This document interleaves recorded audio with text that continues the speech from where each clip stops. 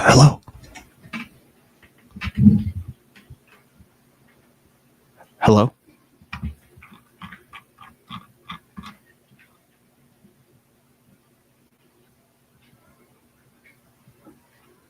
Hello. Hey guys, welcome back to We Watch Movie. I'm Mike. And tonight, we are men being men because we're allowed to be men. And women too. We can be whatever we want. We could be a little bit of both. We could be a little in between. We can mix it up. Get in the mix. Get in the mix. How's everyone's day? How's everyone's Wednesday? It's hump day, and that's what we're here to do. Wednesday, because it's a special day for gentlemen and ladies who like ladies, and gentlemen who like men, gentlemen, men, ladies, men, and then they do stuff together. But that's not for the first 10 minutes of the stream. No. Michael said could be better. The intro, could the intro be better? I probably could. It could be a better intro than what I've started with. It's show me. What's up, Krista? I snorted. That made me snort. I'm embarrassed. I'm a touch embarrassed of myself. I know my or you made me look, dude, because the battery actually I used it to film earlier today, and it might go bad. It might go bad. Chelly's smoking a bowl. I better be Fruit Loops. Oh man. You know what? That's the thing, Stone Cold, is that I like white t-shirts. My wife told me today that I look like a white rapper. And I was like, that's cool. But you know what? I like wearing white t-shirts, even if they look douchey. And also, Jay will be here in just a moment. He had to restart his computer. That means he's, you know what I mean? You guys know what I mean. You know what I'm saying. I did Mr. 115. I got in trouble for it too. So true story. Actually, I don't know if I should say that. I don't want someone to watch that and be like, "Hey, that's me." I'll save that one for what I shouldn't say it. I don't know. We're gonna watch Superman trailer tonight. Yep. Yes, we are. And we're going to do other stuff too. We're going to talk about movies. We're going to talk about news. We're going to talk about men. We're going to talk about women. We're going to talk about what it's like to be laying in bed with someone that you love and holding them tightly. Hello. Speaking of someone to lay in bed with and hold tightly. Hey, y'all. How goes it? It go fine. It go fine, y'all. You all ready for Superman? Yeah. Look up. Huh? Michael. Hey, yeah, I guess it sounds good. The microphone switched over to where it's like got that orange thing on the bottom of it. You know, I was gonna say you sound super quiet to me, but it may just be me. Let the chat decide, because I just popped these headphones in as well. That's weird. Yeah, I don't know. The orange thing, just press the microphone button and make it green. Where's that? It's a picture of a microphone. No, if I press the microphone, I'll mute it. There's two. There's one for mute and one that switches it back to green. I don't see. All right, turn it to the left a little bit. Oh, right, there we go. Yes. Yeah. Yes. I was trying to do a thing that made it look like you were, you know what I mean. Triangle offense. We got it. Done. Nowadays, everybody want to talk like they got something to say. Nothing comes out when they move their lips. Is Jay using an AOL Internet DVD tonight? Yes, it was free in the mail. It's a trial offer. I think it's a great deal. I don't know about you, but I'm in the business of being frugal. So if I can get away with being a free trial, I'm all about that. You all ready for Doom? The Jay's Dark wife Ages? is Doge. Yeah, she's Doge. She's the Doge of the house. She makes sure she cuts out the spending when it needs to be cut out. You know what I'm saying? You gotta be careful. You gotta get those free trials. Doom: The Dark Ages. Mine's preloaded. That's what she said. It's preloaded, ready to be downloaded. Chris said that your sound is bad. You need to change it right now. No, he didn't. That's what he said. I'm just telling you. Well, you know what? It happens to be 1 a.m. where Chris is, so he's probably got sleep in his eyes. Not Chris Sampson. Chris Sampson. Oh, that's who. Oh, yeah, he's in South Carolina. Is it South Carolina? I thought he said he was moving there. I don't know. It is not. Like he did. I feel like you're right. I do. It says you're in Texas too, turd. Who? I'm not in Texas. Jay likes to put on tidy whities and a cowboy Texas hat. burrito from the Taco Tico. The Texas burrito. Do you guys have a Taco Tico where you guys are at? That's like the best Mexican eatery around. Taco Tico, it's so good. So good. So it's not. Get that's a not. sideshow. Yeah, dude, it's not real meat. There's no way that meat tastes like it. There's something strange and alien about that meat. That's what she said again. I'm just laying it out. Tell me what's next, alien sex. But whatever that season is they put on, it's good. At the Taco Tico. It's probably like possum or dog, but it's good. Whatever. I wish we had a Taco John's. There's a place called Taco John's, and there's a place that says something else about John and taco meat, but we don't have any here. But I want one. I do. Taco. Oh, guess what? What? Chicken butt. Speaking of tacos, it's not at all. I don't know. I was trying to think of a segue. There's none. Haley Joel Osment was just arrested. That was like a month ago. No, the body. No, it was a month ago. But I never seen the body cam footage. Oh yeah. He said some words. Woo! Some bad he stuff. Said words you don't I was like, say. why are you doing that? I was like, don't do that. Don't do that. Yeah, do that, Haley. It was all. He was acting real weird, and I guess they found like some drugs on him, and he was drunk, like super drunk, at a ski resort. And then he was in the car with the officer, and they were talking. They were chat-chitting a little bit, and everything seemed cool. And then he was like, he called him a Nazi, so he called the cop a Nazi. And then all of a sudden, he's like, "I was good to you." This is what Haley Joel Osment is saying in the back. He's like, "I was good to you," like he was Danny Trejo from Halloween. Then he calls him an effing slur word for Jews. Yeah, I'm like, ooh. Like, Kanye can get away with it. Why can't I say it? Yeah, I was like, what the fuck? Where'd that come from? You go from Nazi to a slur against Jews? How does that work? Hey, I would warn you that we're under 10 minutes, but you know what? I just realized tonight we're going to be watching a Warner Brothers trailer, and Warner Brothers doesn't like to have their movies promoted. Oh, well, so it's going to get copyright stricken anyway. So we don't care. Take your shirts off. Do whatever What you drinking tonight? What you drinking? Me? Night? Jerks. I said jerks. Tree bending with the jerks. What are you drinking? Diet Dr. Pepper? Diet Dr. Pepper right now before I get they were out of 23 flavors. They were out of the I know it's delicious. There's a reason why Mountain Dew is still the king. They own Coke owns it. Does Coke who owns Mountain Dew? Mountain Dew's Pep's product. Coke only has mellow yellow. No, but who owns Dr. Pepper? Who owns the doctor? Who does own Dr. Pepper? That's a great question. It's not. It's not Woodford D-Land. I'm poor. It's wild turkey. Nighttime. Nighttime said me. Like, can you hook me up, dog? Your mom owes it. Your mom owns Dr. Pepper. For sure.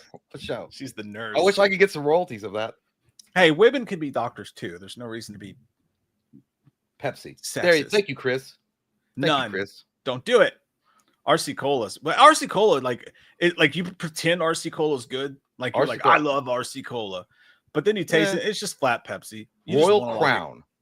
You know what's like that though? It's Diet Right. Oh, Diet Right is like the one that you really got to pretend that it's something else because it's not. There's like flatness. It tastes like despair. Like you know that the month is tight when you have a big 12-pack of Diet Right sitting in front of you. You're like, sugar. I guess I got to make some more money next month. Or the Kroger, because we have Kroger's here in Kentucky. It's Big K. It's like the Kroger brand soda, Big K. They used to get them things for $2.50 a 12-pack, and they were tasty too. But Sam's Club soda is underrated, by the way. Sam's Club's got some good diet soda. Well, what I was saying about what I was asking about what you were drinking specifically is I have to drink the Light of Buds this eve. They didn't have the Light Millers. That's Bud Light's it's a good drink. I mean, if you don't. So I'm going gay. I'm going gay tonight, and that's all it's about. It's not even gay. Like, you can't drink during a commercial until after so much time. What is that? What Shane Gillis says to Post Malone? It's something about you can have a beer in a commercial, but you can't drink from it. Yeah, that's what. Yeah, I have to wait. So I had to wait. Yeah, I had to wait till the commercial was over with. We watched the Diet Right is just dirt water. That's exactly what it is. That's it. I can never describe the taste. It's dirt water, muddy water. Dude, it's good if you chug it, but you leave that son of a bitch at room temperature for more than 30-45 seconds, it turns into slop. Dude, well, I wonder what it tastes like mixed with a drink, like liquor. God, I've done it. No, I've definitely done that. Yeah. Oh. It's fine. Yeah, probably Diet Right. Dark Knight in Thailand, that was. You name it. No, I got the name brand. I got a caffeine free because I'm old. Caffeine free Ale 80. A lot of you guys don't know about Ale 8. Ale 8 it's Kentucky ginger ale, but it's way better than any ginger ale that you guys have ever had in your life. Yeah, they had a chance to go national with it, but they turned down the offer from old Coca-Cola. because they wanted to keep it being bottled in Winchester. Hell yeah, that's what I And miss. Coke said That's what I mix with my whiskey. And then L8 said, "Get out." That's what happened. I don't want it. And then Destination of Final, by the way, comes out Friday. Speaking of Diet Right, these segues suck, but I was like, hey, it's on my mind. It does come out Friday, and you know what, dude? That thing is sitting at a 93% fresh on Rotten Tomatoes right now. We like to see that. We like to. I don't trust it. I don't trust that shit. Why don't you be a negative Nancy? Take a dump in everyone's tea, dude. Everybody like God. That's Mike again. That's Mike again. That's Mike. Critics today suck, dude. He's a negative. You know, no one wants to say it. Dude, no one wants to say it. Okay, nobody wants to say it. But Rotten Tomatoes had like a year there where we're like, I'm just gonna. They were like, anybody who's not a straight white man, we're letting in the door. And then they just open it up to anybody. This happened. All right. Do you really say like I'm not a Ben Shapiro guy, but like, look at the. Are you sure? Then check your tattoos. Look more closely. People with like 8 subscribers got on it. You liar. You liar whore. Let me see your knuckles. Let me see your knuckles. They were photoshopped. I told you. I tried to tell you. I was like, we couldn't even get through 15 minutes before the old race eagle came in here. White, black. Let's talk about it. I don't agree with a lot of policies, but you know, did a hardcore DEI thing. Let's just I don't know. call it what it is. Well, I think it looks good. I don't know. I'm excited for it. I think it looks great. I don't know when was the last time Final Destination came out in theater. When was the Final Destination? When was that? Like 8 years ago? 14 years ago. 14 years ago, man. So it's been a while. It's like, and like a lot of them haven't been good. The last one was though. The last one was good 14 years ago. No, I'm just saying like I'm joking about all that other stuff, but but no, I am joking about all that other stuff. But like to be honest though, there's like 25% of people on Rotten Tomatoes in their name is like what color or sex they are. So it's just but like here's the thing though, and more power to you, that's amazing. When they do these pre-screening things for people these days, they every single time, every single reaction for every single movie is always like, it's the greatest thing I've ever seen in my life.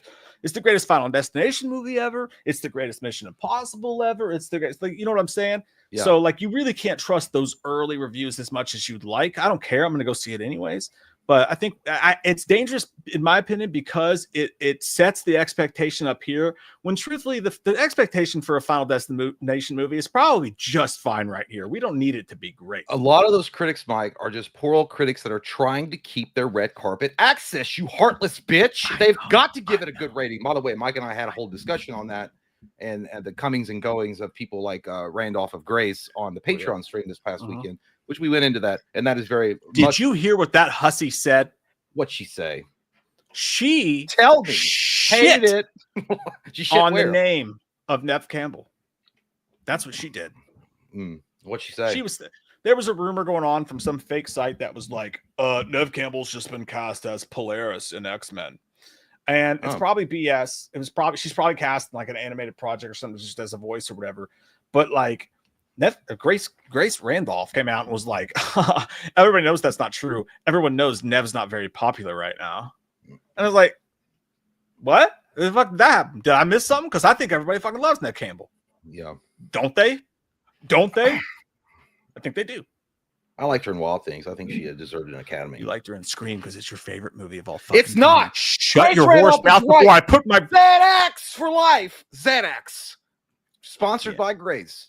Did I say it wrong? Xanax. Crushed Xanax. Paris? That's what she no, fuck, I forgot what I was going to talk about. It don't matter. But yeah, well, that you're so upset. As Polaris, I guess. I don't know. We'll see what happens. It's probably just the animated thing. But listen, like, why you put it on? And everybody in the comments was funny because they're like, why do you always hate on women, Grace? Why do you hate women so much? Because she has like a thing where she like hates Jessica Chastain and stuff. I don't know. Doesn't she? I thought she liked Brie Larson. Of course she does, Jay. Yeah, of course she does. That's not a true feeling. That's a political statement. Hey, by the way, that's something you mean. Guess who? I think it was put up on YouTube 2 weeks ago. I don't know, but Emilio Estevez. Emilio! First time ever did a reunion panel with the Breakfast Club peoples. It was the first time he's ever done it. Crazy. Looked very uncomfortable and awkward, but it was still fun to see him up there. He looked awkward. What's wrong with Emilio? He just didn't. I think he was just nervous about people like. So what's Charlie like? Is he still on drugs? What's going on? Like, why are you? Did they say that? No, but I'm sure he was like, he got a little weird about it. But I don't know, he just seemed like awkward about it. And then because he didn't know what people were going to ask him, and he probably thought that when it was going to go kick to the audience for questions, it was going to be something stupid along like, so what was it like coaching a hockey team for real? And he's like stupid shit like that. Because those people go there and ask the boring. Those panels, I like watching them when it's moderated and the moderator's asking questions and it seems like it's flowing well. But when it opens up to audience members, dude, you're guaranteed to get 4 to 5 cringy fucking questions. That's like, can you really like you do that though, don't you? Like, yeah, because I like those. I like those movies. No, I know, but like you can watch those like Comic-Con panels like from beginning to end, can't you? I can't do it. If you watch like if they had a reunion with like Star Wars and Ewan McGregor was up there, some dumbass is going to be dressed in full on Jedi Knight regalia and he's going to be like, so I got a question for Ewan. Hey Ewan, big fan, love your work, love your beer. Can I touch it later? Anyway, I was going to ask you, Ewan, if you were my Jedi master, how would you train me like you trained Anakin? And would I fall to the dark side? And you'd be like, God damn, get the cringe out of here. You just broke my back. That's the kind of shit they asked, dude. But anyway, my point being is that the Emilio Estevez, it was pretty cool. He gave some insight. Somebody did ask a pretty pertinent question. They asked the panel, which by the way, Judd Nelson, God damn, dude, that guy looks wild. He looks like he's on that bug diet. That Robert Downey Jr. diet where he just eats bugs and shit. Like he looks like real, like unhealthy. Anyway, but yeah, dude, Robert Downey Jr. was like pushing that shit like 2 years ago. He was on Jimmy Kimmel. Yes, dude. He was like, I heard it was really good. It's good protein. I was like, you're gonna eat fucking bugs. You remember those pictures? They looked like he was sick. He lost all of his muscle mass. Motherfucker was eating goddamn grub worms and shit. And like it's got all this protein. Yeah, dude. Just take Ozempic like the rest of Hollywood. Google. Yeah. But no. Yeah. So anyway, somebody asked get out of your sister's question. Balls. They were like, do you think that the Breakfast Club could be made today and have the same cultural impact that it had back when in 1985? And Molly Ringwald answered, and she answered her, very politically safe way, which I don't even know why politics were brought up into it necessarily, identity politics specifically. And then I feel like Emilio was like, I'm not getting dragged into this. So he like spoke up real quick. He was like, listen, he's like, so this is why the movie probably wouldn't work today.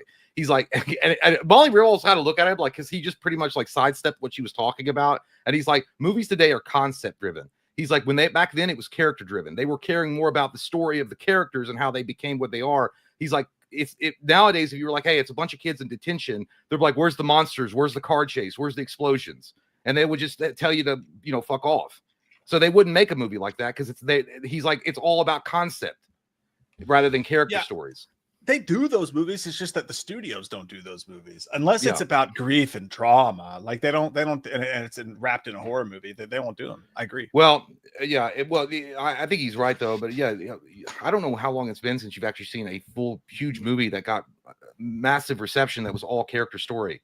There wasn't like an overall like comic booky type thing going on in the background somewhere where everybody's like, yes, Michael Bay, I love his wiener, like explosions, blow it up. But yeah, he's right though. And he also said back then the studio made it for like $1 million. And he's like, I know that was a lot of money back then, but it's not for Universal money. That was nothing. So they got away with it pretty cheap. Yeah. Hollywood's not going to make anything like that. They probably would remake The Breakfast Club and they'd make it like a Gen Z thing. I think Gen Z would like it, but I think the rest of us, because they would be sitting around having conversations about like Palestine and shit like that. Like that's it wouldn't be like everyday human being, mommy daddy issues. Instead of like somebody being like flipping a booger and trying to get it to stick to the ceiling in the detention hall, or like trying to fart and then fart and cough at the same time. They'd be like, they'd make a scene where it's like, so last night I couldn't sleep at all. I was up all night and my eyes are swollen because I was crying over the Middle East. I just don't know what we're going to do, guys. I think we should all get together in detention hall and write something. And then the end of the movie will be them all like on a stage or something and talking about how they are writing a letter to unite and be like, what the fuck is this? Like, this is stupid. I want to hear about that one kid that got bullied because they taped his butt cheeks together, and that's why he was in detention hall. Because then you find out Anthony Michael Hall's character brought a gun to school, which is actually very scary. And then they have like the whole character moment of there, but they won't talk about shit like that anyway. No, they won't. You're 100% right, dude. That movie has no business being made today. Honestly, you could say the same thing about Scary Movie, but since the Wayans are doing it and they're so great at what they do, I think that will push through. But I think it will. Yeah. But apart from that, a lot of those movies. And then I watched the Goonies highlights panel because I couldn't sit through all of that because Corey Feldman, dude, whoa, God, you can only take so much. You can only take so much. Dude, I like no, he was literally dressed. You should see how he was dressed in this recent one, dude. Somebody said it right in the comments. They're like, he looks like Johnny Bravo without the muscles.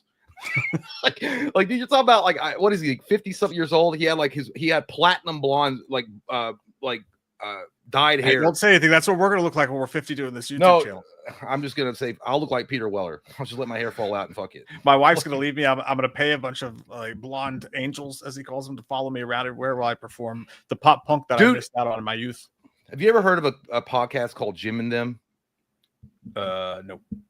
So they've had like, I guess, an ongoing long-term war with Corey Feldman. Corey Feldman's had their channel taken out like 3 or 4 fucking times. Oh no, I have watched them. I think we reacted to like some of their shit. That's all they do. They literally take up like his shows and talk about it. Like they did one for the Kids' Choice Award from 1989 where he was doing a set on stage and he was dancing and singing and they were just pretty much shitting all over him. But dude, they found this one guy that had worked with him and he had an interview with him at 4 a.m. and this guy just released it on YouTube. And so Jim and them was going over the interview and he's like, by the way, guys, just so you know, yeah, everybody wakes up at 4 a.m. and says, let's have an interview. I don't know what these guys were doing, but it's definitely gonna be like, you know, something with like snowflakes, but you know what I'm talking about, not like, you know, like powder, a powdery substance allegedly. But he's like, probably what happened, all 3 guys were like, the guy interviewing Corey and the guy holding the camera were like probably talking like dumb shit like you and I do when we get drunk or whatever. And they were like, hey, turn the camera on, save it. This is great stuff. And Corey Feldman's literally sitting there, dude, and they call it the Incredible Shrinking Man because the way the angle of the camera is, he looks like a Oompa Loompa in the chair. The chair looks like it's huge, and he looks really tiny in it. And he was talking about like how he's so snarky in the interview. The guy asked me, he's like, so Corey, what made you decide to go on tour? And he's like, well, usually, you know, like when you have music out, that's what you do. Like he's like, I have an album out. That's what usually what you sounded just like Donatello when you did that. That was pretty good. Bossa Nova, but no, he was like Chevy Nova. But no, he was like that's pretty fucking spot. That's pretty good. But no, he was like, yeah, good. I have like an album out, and that's what I do. If you have an album out, you got to go out on tour. Duh, that's what you do. And then he was like, why are all your angels females? And he was like, well, I mean, I wouldn't want a bunch of dudes dressed up in like leather, like staring at me. I was like, okay.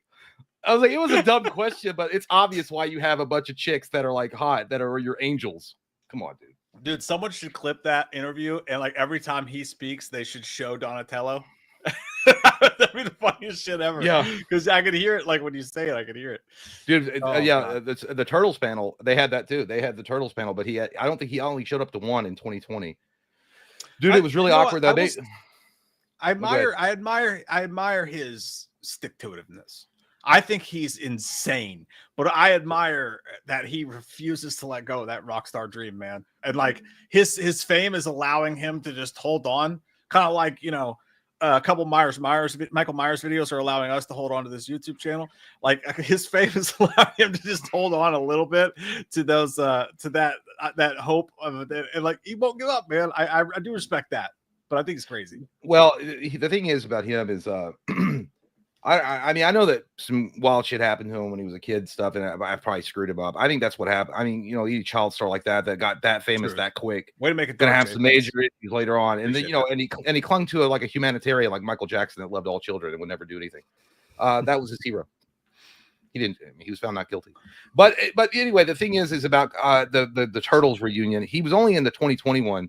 And I think he feels like ashamed of the role. I don't know what it is. I think that was fucking awesome. But he always goes to the Goonies ones because that's a bigger movie, obviously.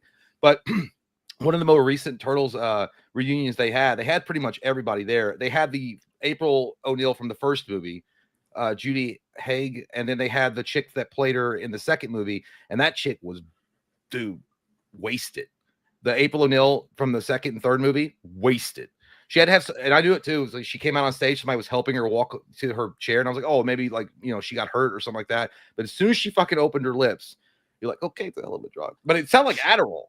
Like the way that she was talking, and and then every time she talked, Judy Haig would like look at her, and she'd be like, I was like, God damn, because everyone else had fucking water except for her. I was like, somebody get that shit some H2O. maybe to be fair though, to give her some credence, and I didn't watch it, but maybe it was one of those situations where she has major social anxiety. I feel like I would have to have 6 or 12 no, that's before I got on a stage like that. Well, Ernie Reyes Jr. was there too, and he was constantly on his phone, and he kind of seemed out of it too. But I think what happened was somebody's like, she got probably really nervous, and she was probably at the bar at the convention center, and she probably slammed like 2 or 3 shots. Yeah. But that shit don't like immediately hit you. She's like, yes, I feel good. God damn, I feel like the cowardly lion that got the courage. And then as soon as like the legs went deep, and they were like, oh my God, they're fucking jelly. And they're like, they're calling your name. You're supposed to be out there in 5 minutes. Like, help me to my seat. It happens to the best of us. It happens to the best of us. Turco. But yeah, that was a really because she was talking to one of the guys that played Raphael or something. She said something, and she's like, "Yeah, I was looking at him while we were filming the movie. I was like, he's got a beautiful smile." And that guy was like doing this. He's like, "Yeah," because he could say. It makes me feel bad. She was just doing her best. Well, dude, I think they were tired because she literally she wouldn't let him get a word in at all when they were talking about anything. It's one of those things. Yeah, and then she was just going on and on and on about something that was irrelevant. About how she it was like you could tell she was drunk. I can't watch those things, dude. I can't. More power to. I'm glad you can watch them because, like, if we ever need someone to cover them, you're the guy. Those panels bore me to tears. Anybody's gonna give a shit about. Hey, what was the panel like? Tell us. I just watched on YouTube. It could happen. The day will come. I just watched on YouTube.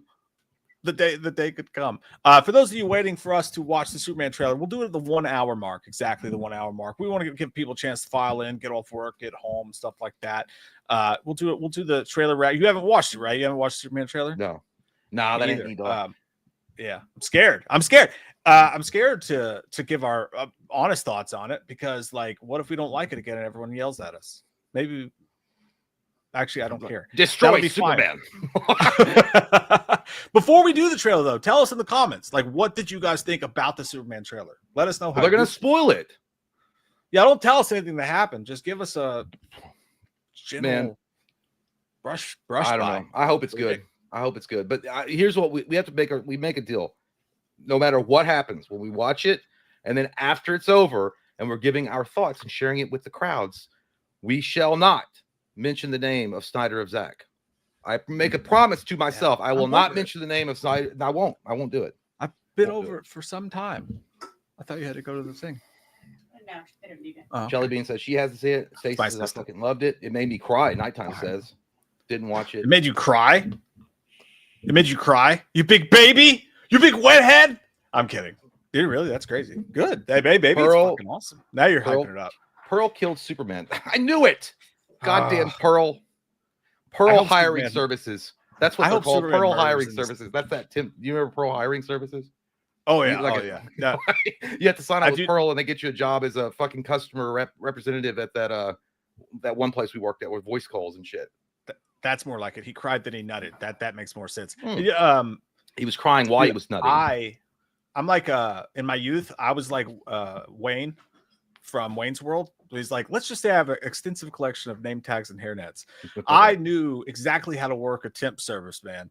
And here's why, because I can type so fast. I have like a 200 words per minute, dude. Like, if I could play guitar as good as I type, I would be Jimmy Page, man. I would be so famous right now. And it's weird that you'd think that would transfer over, but when I go to play guitar, I'm like, it's not the same. Thank you, man. But what was I talking about? Were you listening?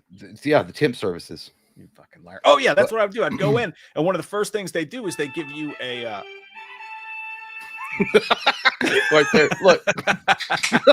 That's all that Superman hears before he gets his ass whipped. I know, it would be awesome.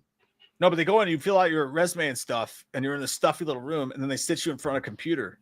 And dude, that was my moment, man. That was my big moment. When I would go in those temp offices and I'd sit next to other people at the computer trying to get jobs, trying to feed their families, I'd be like, you don't even know what's about to happen. We sit next to each other taking the data entry test, and I'd be like,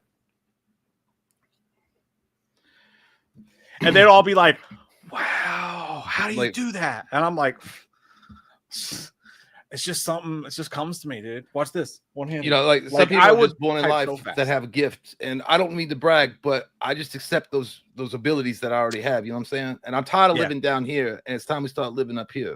That's it. Yeah. Fingering and the keys, tickling the ivories of the internet keyboards. That was good at it. And I'd get every data entry job that was out there. They'd be like, I don't care if this guy's high on meth. He gets the job because of how fast those sweet little chubby nums move. Chubby nums. I just had the ability. I could bullshit people. That's why I got that job at went to do the customer service. It was basically about your healthcare, Obamacare. I got that job there, and that's all it is just talking to people about, like, they're like, I just got this letter in the mail and it says I got to change my goddamn insurance. And what the hell is this about? My dad. Now, my dad don't know nothing about this. Man's 80 years old and he's getting something in the mail saying he's got to change his insurance. And we only had 2 weeks of training. They literally try to shove the entire healthcare service and insurance into your fucking brain in 2 weeks. And you got these scripts and shit you're supposed to read. I was going to get fired from that job because I went off script all the time. You're supposed to read the script. And I didn't know that Big Brother in the office was watching every time I wasn't doing it. So I'd be on there. I'd be like, no, don't worry about that. You can ignore that. Everything's going to be okay.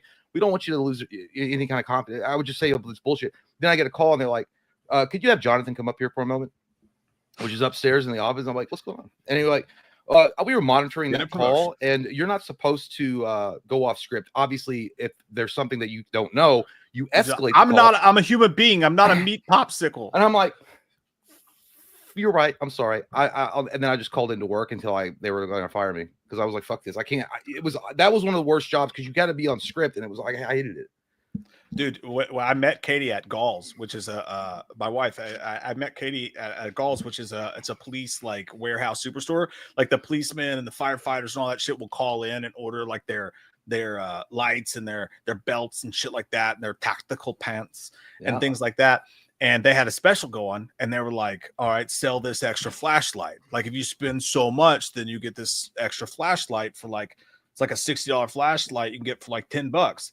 And what I would do is I would just be like, so you want this free flashlight? And they'd be like, yeah. And I'd be like, cool. I just added it to your order. Here's your total. And I wouldn't tell them that it was like extra. And then like we had a meeting and they were like, I don't know how he did it, but Mike sold more flashlights than anybody in the entire call center. Let's give it up. And I'm just like, yeah, that's right. I did. I just put it in their bag when they weren't looking, and then I charged them. I did, but to be fair, I try to make it sound like I was like, I actually thought it was free. I really thought it was free, so I was just like, hey man, you want a free flashlight? I did that shit too. Nice flashlight. I would sell like flu shots to people at CVS because that's like I was just doing what they asked me to do, but my boss was actually the one getting the bonuses. We didn't get shit for that, but I sold so many, dude. I'd be like, no, right now it's free. Can you believe it? A flu shot is free. Usually, you might spend $30, $40 without insurance, maybe 60. It's crazy. But right now, sticking old people it's like right now, 5 minutes. 5 minutes. My boss, she's great. No pay, in and out. You're done. But you have plenty of time to go. You promise no pain? No pain, none. If there is, you can smack her in the face. You can smack her in the face. That's a guarantee. And then they'd be like, okay, that sounds good. I would just talk them into it, and they're like, and then I would sell it to them. But other people are like, no, I've already had it. Like, have you had your tuberculosis shot or some other fucking bullshit shot they had or a tetanus shot? But it was whatever. I don't know. Selling shots is a tough business to be in. No, it wasn't. No, most people you just prey on the elderly, and you make them understand that they're not long for this world because of viruses and things that could kill them quickly. A younger, you more just healthy, prey on the elderly Jones. A younger, more healthier man might be able to survive something like the flu virus, but you're playing with fire, young man. You're playing with fire. You just prey on the elderly. That's what it was. That you would target them. You walk in, you like that guy right there. That guy's like about 70 years old. That guy's definitely going to be needing a flu shot. I'm out here selling the flashlights cops beat people with, as the commenter said. Jay's out there just preying on the elderly. I'm saving lives. Jason Statham would find us and beat the shit out of us. I'm saving lives. That old person right there, a virus could kung fu kick their goddamn else to the, shake off the mortal coils into the elder world. You go. A flu virus. Jay Fauci Jones over here. You're believe like Fauci, in the science. But worse. Believe in me. I am the science. I am the science. That's fucking wild. Cinderella, have you guys experienced the Mandela Effect? I was shocked when I heard the Matrix movies didn't have many quotes everyone knows. Yeah, they do. Whoa. I was shocked when I heard. I love talking about the Mandela Effect.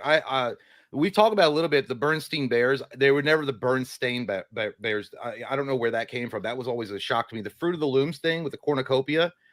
Apparently, it never had the cornucopia. Well, I remember it having the cornucopia. Luke, I am your father. people quote that one all the time, but I know. Did he not say I'm your father? He says, what does he say? Luke, I am your father. No, he says, but people remember it in a certain way. They're like, what is it? You guys know. I can't remember, but it's one of the more. No, it's one of the more famous ones that people quote all the time. Weird. E.T., the phone home. He says something else. Apparently, he doesn't say phone home. Yeah, but I am your father. That's it. Yeah. So people think that he just said I am your father, but he says Luke, I am your father. Oh, that's not that big of a one to me. I am your father. See, you guys are confusing me. This Mandela Effect is freaky. Well, so no, I do believe in the Mandela Effect. Like that's some crazy stuff. I'm just saying, as far as Matrix quotes, Jay and I've been quoting the Matrix since we were babies, young people, because we'd always be like, "How about I give you the finger and you give me my phone call?" Or you take out your landlady's garbage. There's a bunch of. As you can see, we've had our IU for some time now, Mr. Anderson. It seems we've been living 2 lives. Maybe we're just nerds, though. Maybe like a lot of people can't actually quote that movie, but we're just dorks. Have you ever had the feeling where you feel like you're asleep, but you're awake? Yeah, it's called mescaline. It's the only way to fly. Whatever it's going to follow the white rabbit. Michael Barton says, I was scammed and harassed. Someone was threatening to expose me. It kind of sounds like you're at a slam poetry thing. Like, I was scammed and harassed. Someone was threatening to expose. Someone was threatening to expose me to expose me to everyone I know, and then my account got hacked. Worst thing to ever happen to me. Oh, I'm sorry, man. That sucks, dude. Well, what were they going to expose you for? Was it one of those things they were like, we caught you whacking your pud in your laptop? Because that's a fear. He waxed his anus hole in a public bathroom at a Shell gas station, and he filmed it. What? That was for me. I'm kidding. Don't tell us what they were threatening to expect. But like, no, that sucks, dude. So like, you actually got in touch with your scammers and they threatened you? If you can, give us the full story, because that sucks, man. I'm sorry. That is bad. He said he blocked him on Facebook and then Instagram. Right now, I hope not for long. Damn, man, that sucks. That's a fear everyone has, for sure. Not this guy, because I'm not on social media. Fuck yeah. Jay is too. He's on social media. He just keeps his shit secret. So expose me, because I like watching Twitter videos full of murder and mayhem. Ooh, God, get him. He's fucking deadly. Yeah, dude. Has everyone not had that fear though? Like when you're watching porn or something, you're alone. And you're like, what if they're watching me? I would have filmed it, and I'm they are. Oh. Without VPN, we should get fucking an advertisement for them going. But without VPN, they can. Your ISP tracks you on what you're fucking watching. Just Reddit. What, for porn? Yeah. Yeah. Oh yeah. Nah, I stick with the classics. People do that. I don't. I don't do it. I'm a man of the Lord. Me and Tim Tebow. But I look like fucking Tim Tebow. Brennan, you made me feel weird wearing a white t-shirt, and now I feel like, damn it. Courtney says. Oh, sorry. Nighttime. Tim Tebow. TiVo missed that fucking advertisement. Oh. Nighttime says, Loomis, the new Conjuring trailer was amazing. So I suggest you take your ass to go watch it in theaters opening day. I suggest you take your ass to the bathroom and wipe that stinking brown hole, you dirty ass Basquan bitch. Don't you tell me what to go watch. I'm not going to go watch some stupid goddamn booger monster movie when I deal with a booger monster every day. It's called Michael Myers and dealing with your face because you're asking questions even though it's a mask. Shut up. We're watching the Superman trailer at the 1 hour mark, guys, for those of you asking in the comments dim blue. Courtney Reed says, Mike being raised in Connecticut, living 15 minutes from, dude, you're over with ESPN. That's where ESPN's at. Not a lot of people know that. Living 15 minutes from the Ed and Lorraine house. I am gobsmacked by your trailer reaction to The Conjuring 4. Hey, man, it looks like dog doo-doo. The movie fucking looks like shit. I mean, it looks like dusty covered. A hobo took a dump in a Wendy's bag and left it in an old warehouse for 17 years. And then someone filmed it. And that's the Conjuring 4 trailer. I fucking mean it. Mike's a hater. I'm not backing down. God, he hates everything. And I won't. You suck. Back down. It looks like PlayStation 2 Tom asshole. Petty. You're Tom Shitty. You're Tom Shitty. Look up this true story of Ed and Lorraine Warren. The guy knocked up a fucking teenager. And they lived in the house and they kept it secret. And then they lied about all their hauntings. Nighttime says Jamie Lee had an AI commercial. I'll ask my Jesus Christ himself. Nighttime says Jamie Lee had an AI commercial of herself removed. When did that happen? but why? It's like, if you imagine the dude like putting in like the prompts to AI is like, no, do it slow. Yeah, do it sexy. Give me Jamie Lee, True Lies, circa, please. In the Penny and Brawls, I need to sell some product. It doesn't get any better than that scene. How does that work though? Doesn't she? Well, wouldn't you have to write off your likeness anyway? I don't know. She had so it must have been without her consent. So I don't understand how people do it, dude. Because I see AI stuff about people all the time, but like whenever I try to like put in my AI prompts, like, hey, show me this person for like this picture or whatever. It's like we cannot use actual famous people. Like we can't do that. Like it won't do Ghostface or Michael Myers in some instances. Sometimes you can trick it, but like I don't know how people do it. They must have the really fancy AI. You got to pay. Well, you got to pay for it because it only let you see like one or two. I don't know.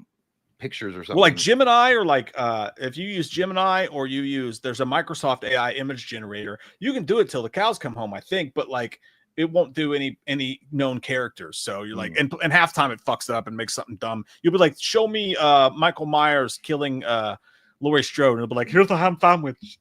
Like it's like dumb shit. Like it has that's no what idea. Michael Myers would eat after he was done killing. Duh. He'd have a ham sandwich. I would buy no that. I would buy no Jimmy Jolly. Gary said, if you made a third U.S. Marshals movie, did they make a second one? Yeah. What actor would you like to see on the run that would bring something different? Who was in the second one? I think the same. Well, I think wasn't Harrison Ford? Oh no, Tommy Lee Jones. I don't fucking remember. The first one was Benicio and Tommy Lee Jones. The first one was, I think. Yeah, I thought he came back for the second one. Tommy Lee Jones. There was I didn't know there was a second one. I don't know. Whoa. Third U.S. Marshals movie would be called U.S. Marshals Still Running. I don't know. No, so I guess U.S. Marshals, are people saying it's a sequel to The Fugitive? Yeah, that's it. Yeah, the U.S. Marshals is a sequel to The Fugitive. Yeah. Oh, it wasn't Benicio, by the way. U.S. Marshals was Tommy Lee Jones, Wesley Snipes, and Robert Downey Jr. It's a sequel to The Fugitive. Oh, shit. I didn't realize that. That's crazy. Yeah. But you're right. No, it is. I didn't kill.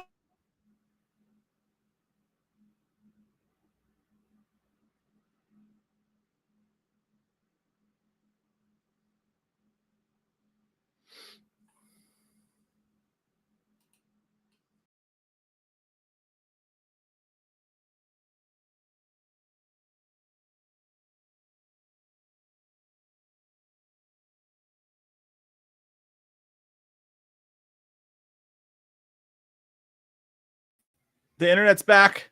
Everyone calm down. The internet came back. I think Jay thought it was his and left.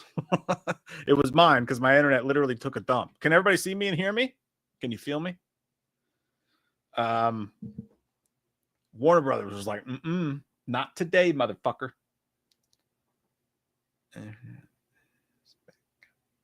It was mine. Can you guys see and hear me? You guys can see and hear me, right? Someone tell me.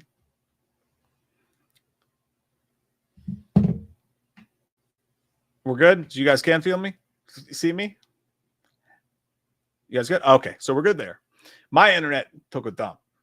And then Jay was gone when I came back. But I just texted him to let him know that it wasn't his. My guess is he thought it was his and then is angrily beating the shit out of his modem right now. Thinking it was his. I hope you can smell me, Benson. You haven't begun to smell me yet. It's going to be you later. Oh, gosh. Mashi. Oh, let's see. He didn't even open my text yet. So I guarantee you Jay is actively like running around his house, burning his internet alive. Let me try to call him.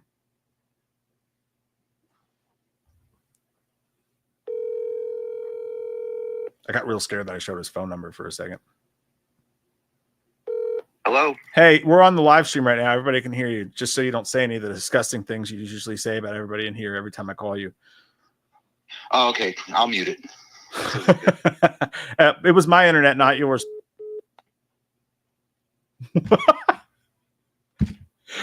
He just hung up on me. Do you think I was being serious?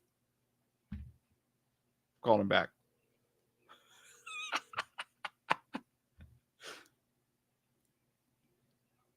Yes. Why did you hang up on me? I thought you were done. No, I'm not done. I'm in the live stream, waiting on you to come back. I'm coming back now. Okay. I gotta get on the phone. It might interfere. All right. It's the fucking dial-up internet shit. My free trial ran out. What can I say? It's so weird, dude. Like everything was good, everything was solid. I don't know, and then it just like I still had like it was my internet, dude. That's what I was trying to tell you. I left because I thought it was my internet. So I was like, that's what I said. I knew that, dude. What does mine say? It says sweet. It was mine. Well, you know, that's embarrassing because I literally didn't say anything. I just started clicking, so they probably just heard me saying nothing and me clicking with a here we go. I said, don't say any of that nasty shit you usually say. You went, okay, bye. You guys don't know though, like Mom and Big Dad, when I used to call Jay when we were kids growing up, I'd call and be like, hey, could Jay come hang out or whatever? Or if I couldn't get a hold of my call. And they always like, dude, you would have thought that they grew up in like New York or some shit because and Mom's the sweetest woman that you've ever known in your entire life. But for some reason, she ends phone calls like the rudest person of all time. She'd be like, is Jay home? She'd be like, no, he's not here right now. I'd be like, okay, thanks. And she'd be like, just do that. Slam the receiver down. That's how we grew. Yeah, that'd be like how Mom act. If you're like in school, you're like, Mom, can you come get me? Because you'd be use that payphone, and she'd be like, no, honey, I'm not coming to get you. And I'm like, I don't feel good though, Mom. For real, can you please come? And she's like, I said no. And then I'd have to call back, and I'd call collect because I didn't have any quarters. And then she would refuse it. I'm like, son of a bitch. But she would be mad at me when I called. She'd be nice. No. Like, can you tell my call? She'd be like, okay, honey. I'm like, all right, thanks for. She'd hang up on me in the middle of it. And she always did that in a mean way. He would just be like, ah, you grunt. Yeah. All right. He'd be like, all right, honey. Yeah. I was like, I wasn't done. Like, but okay. Okay. Third Marcel's movie. Who would you like to see on the run? And who would you like to see chasing them? Let's think about that. I would like to see Ezra Miller being tracked down by the real. Oh, that really happened. That was already happened. They should have just filmed it. They should have just filmed it. I don't know. Like, who would be a really good, Bam Margera being chased by sobriety. Yeah, that's all of us, though. That was mean. That's all of us. It's always a dragon that we just can't catch. Who would mostly I was gonna say people probably The Rock in some capacity because he I don't know. I could see him fitting in as a U.S. Marshal tracking someone. I'm gonna go Ryan Reynolds and Hugh Jackman. I think that'd be the most funniest fucking Marshals movie you'd ever seen. They should do that just as a gaffe. I think that'd be good. Yeah, that'll be all right. What was the Prisoners? Something like that. Those two, Jake Gyllenhaal and Hugh Jackman. Hugh Jackman, yeah. Just do that. Still mine. No, I didn't. No, Clinton says Tom Hardy. Everyone's cast Tom Hardy and fucking everything. At least that trend stopped. Okay, I don't have to get angry again. They stopped doing that shit. It'll come back around. I'm trying to find you. He'd be like, like what? Like you can never. I love Tom Hardy, dude. Of course you do. Of course you do. Of course you love Ryan Reynolds. What's his wife think about that, huh? Huh? I like his wife still. I don't think it was her fault. I think it was just about Tony. Okay, how about that? How about that? Let's watch the trial happen. Oh, that's right. It woke. Speaking of the Diddy trial, settle. Ryan Reynolds is like saying, settle. Blake, don't you fucking go to trial with that asshole. Don't you do it. My wife was watching the covering watching the Diddy trial, right? And apparently there was a thing where that woman, I can't remember her name, but she said that like the room would be like covered in cum. And then like Diddy would go over and he would make her pick up the cum and like rub it into his nipples because he liked to have the cum rubbed into his nipples, all the cum. That's how you put it, right? The cum. Well, I didn't say it like that. Cum. I hate that. I'll be back. Ejaculate. He was like, what? He wants the ejaculate into his chest hairs. I thought you said the jacket, like Adrian Brody and the jacket. Imagine being a lawyer and having to describe that. So my client described a cavern of ejaculate, and just a frothing mess on the floor that she had to put on her skin and cavern or cum. Good God! Can you believe this man exists? Can you imagine that? I didn't even know She was on the stage like, now I know how the villagers of Pompeii felt. Instead of lava raining down thick frothy ejaculate.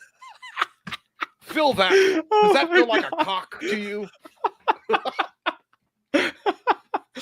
Holy I didn't shit. know. I didn't even know it started. Yeah, apparently it did. I'm shocked, dude. You tell me April wasn't on that shit? I'm shocked she didn't have 6 TVs set up in your house. Dude, I know. She's like Alfred Pennyworth with all that shit, like all the court cases she watches. Whenever there's a famous person trial, Jay's wife is like nonstop. No, I was oh fuck, I lost it. She's like fucking Angela Lansbury from Murder, She Wrote. She like watches that shit and comes like has a little notepad that she takes down clues. As it is, she'll be watching it, and Jay will come into the living room just like trying to get a beer, and she'll be like, "Welcome to 7 hours of commercial-free football." This is how to explain everything happened around the league. I love her and stuff, but dude, sometimes I'm like trying to just like zone out and watch something, and she's like, "So anyway, so this happened today." I was like, "Oh, did they fucking get the chair?" And she's like, "No, Jay, it's only in the third day." I'm like, "Oh my god, we need to have faster justice." Hey, Moda. Shit. I love it. What's up, Moda? Mercurio 80. Remember, for 10 months.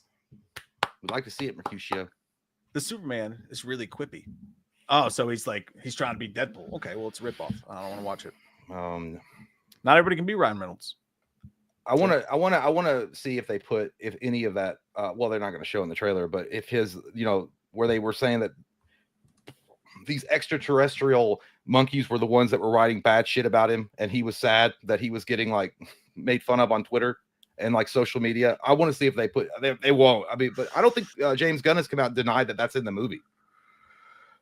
From what I understand, test screeners were like, yeah, that's legitimately in the movie. Or if they write it into the movie, well, I really don't see that big of a problem with it. I mean, today's Superman would be looking at social media. I don't know. Well, I think like somebody mentioned it. They were like, I think he's going for that goofy kind of Superman from the comic book days where it was like not so serious, but that just seems, I think someone was like, well, that he's using it as a vehicle to get back at people that canceled him. That when he said that shit, the statements that he made years ago, and then they were bringing it up. Dude, he's been so successful. He got run out of But he got run out of Hollywood for it for a while. He directed he bounced Guardians of the Galaxy. 7 minutes till sexy times. Yes.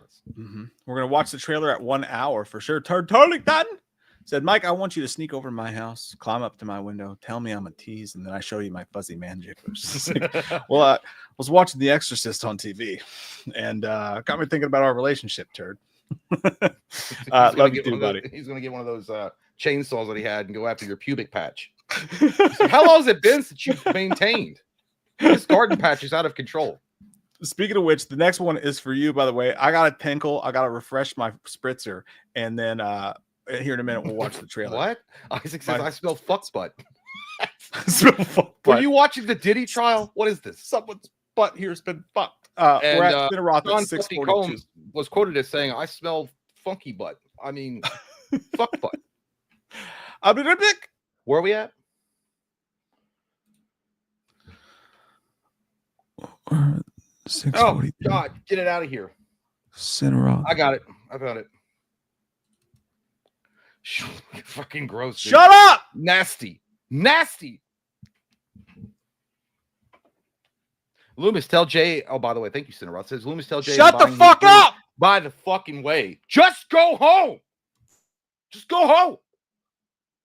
Loomis, tell Jay I'm buying his Green Ranger helmet and the Dragon Flute. It shall be mine. Hey, Jay's buying your goofy ass kid shit. You should be happy. Yeah, he's been told. Whether or not he acknowledges it, that's up to him.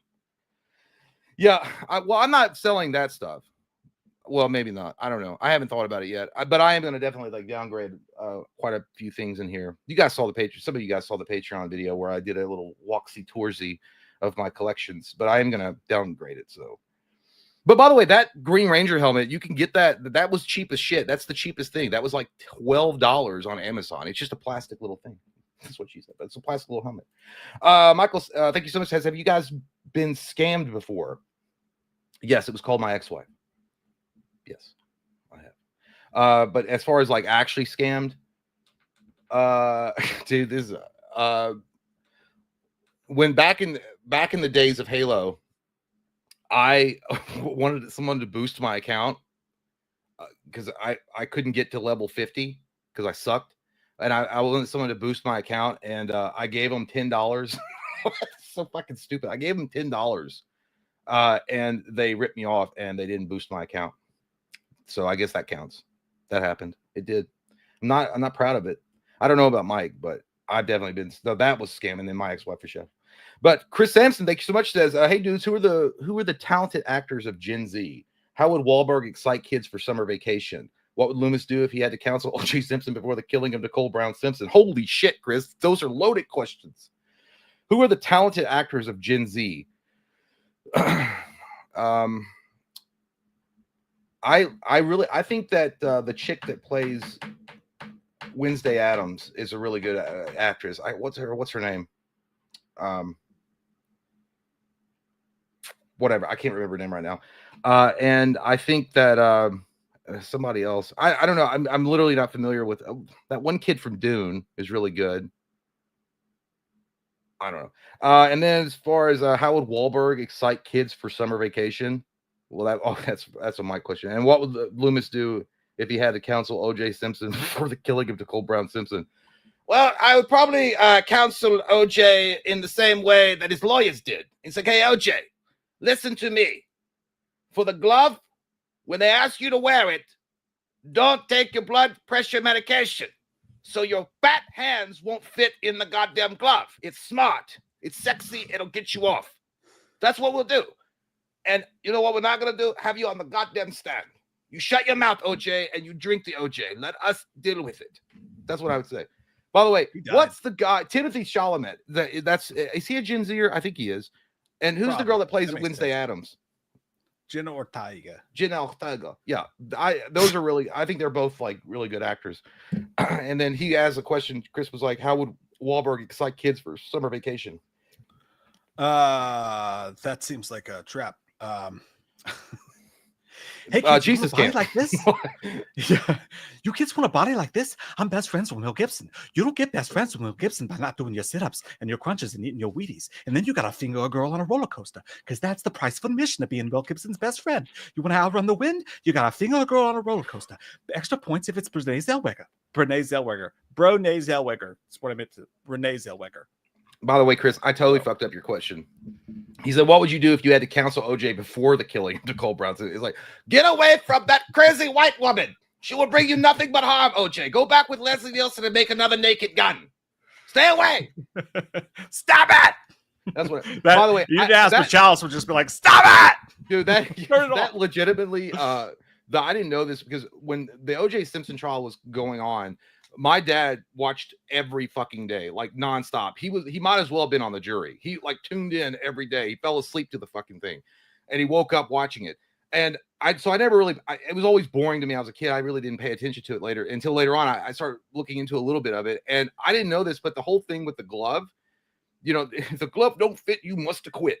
That whole thing. Apparently, he took blood pressure medication. Dude, it was so fucking. It was like a Phil Jackson fucking like. I'm not even mad. I'm just impressed. He was like, they were like, don't take your blood pressure medication, so that when you get up on stand and they ask you to put that glove on, it won't fit because your hands will swell up. I was like, that's fucking genius, dude, genius. And then also they did expose the prosecution for being super fucking corrupt. Like during discovery, they didn't turn over a lot of the records. They didn't turn over a lot of the phone calls that they were asking for. So once they took away their credibility, they were pretty much fucked. He'd be in the Taco Bell drive-thru and be like, if I eat it, I'll take a shit. Yeah. But it was pretty fascinating. But when I was a kid, I didn't watch any of that shit. Yeah, because it was just so goddamn boring. The OJ Simpson. The only thing I knew him, I didn't even know he was a football player. I just knew him as the dude from Naked Gun. Oh yeah, dude. Naked Gun. I watched Loaded Weapon the other night with Emilio in it. By the way, it was so funny that you brought him up. Such a good movie, dude. So fucking underrated. I haven't seen it. Well, maybe I did. You never saw Loaded Weapon? No, I have a loaded gun, but I don't know. It's in my pants. No, so they made fun of all Lethal Weapon movies. It was Emilio and Samuel L. Jackson and like a Naked Gun type rip on. Dude, it's so fucking funny. I wonder if he was like doing that movie because he was like, well, I mean, Charlie did Hot Shots, so whatever, I could do it better than him. They made a joke about that in the movie. He's like, didn't your brother just do a movie like this? And he was like, shut up. Yeah, it's so good, dude. So good. By the way, I didn't know this either, but during that Emilio interview, by the way, he did mention that they were asking about working with John Hughes or whatnot, and he was talking about the advice that John Hughes gave him. But he turned out John Hughes was a producer on Men at Work. Love that. And I was like, that's crazy. It's a great movie. I know. That movie is awesome. Men at Work fucking rips, dude. It's a great movie. Yep. Who's ready to wash his fucking trailer? Let's do it. Let's wash his fucking trailer. Let me get a little juice going here. A little juice. Have you one? It's all right. It's a Wednesday. It's a hump day. You can do whatever you want. No bedtime. Yeah. No bedtime for you. No bedtime for me. Superman. Is it weird, by the way? Like, I thought they named it something else. It's just Superman. Drop the. It's just Superman. Very pretentious, if you ask me, Gunn. Very pretentious. I think it's a piece of shit already. The Superman. Just kidding. So, all right, little bit of preface, pre-cum. Last time that we went live and we watched this trailer when it first came out. And, you know, we reacted honestly to the trailer when we watched it. Jay and I, both huge Snyder fans, yes. But we've both given up that ghost a long time ago, right? Give up the ghost. Yeah. Give up the ghost. Get the net. Move on. Like, you know what I mean? Like, I hope the movie's awesome. I hope it rocks. I hold no pretensions about Snyder or any of that stuff. It's a different world now. I think Corn Sweat's a great actor. I think he's going to do great. However, when we watch the trailer, our genuine opinion of the first trailer, I'll speak for myself. I'll let you speak for yourself. But I thought that it had good stuff in it and it had some corny stuff in it. And I also thought that the special effects looked like 35% fucking awesome and 65% trash water. And some of the effects in that trailer to me looked like the Flash did. And then we found out it's the same cinematographer doing this that did the Flash. And then I got scared. I really hope this fixes those, but that's where I was on that. Yeah. What was your? I'm not a negative person, so I really just said, "Hey, let's just give it a good, let's give it a good old, American try and see what we have." You motherfucker. No, I agree. I think the special effects look like pretty poopy in some certain scenes. The one thing I remembered watching the trailer and thinking was like there was a lot of scenes, or the way that the tone was in certain moments, it did feel very Snyderish. Like the opening of the fucking movie, he's on the ground like bloody and he's fucked up, and it's like, and then people are throwing trash at him as he's walking into a building, and then Green Lantern's like, "Suck my green cock," and like he prevents the people from coming in there. And I was like, well, yeah, he's a depressed Superman. Aren't they the ones that said they want to get away from the Snyder-ish, dark toned Superman? I don't know. Yeah, no, it's true because it opens up with him bloody and bleeding. Yeah. Anyway. All right, here we go. Sucking, fucking, and copyright infringement. Are you being serious right now? Yes. Yeah. You'd let me interview you as Superman. Sure.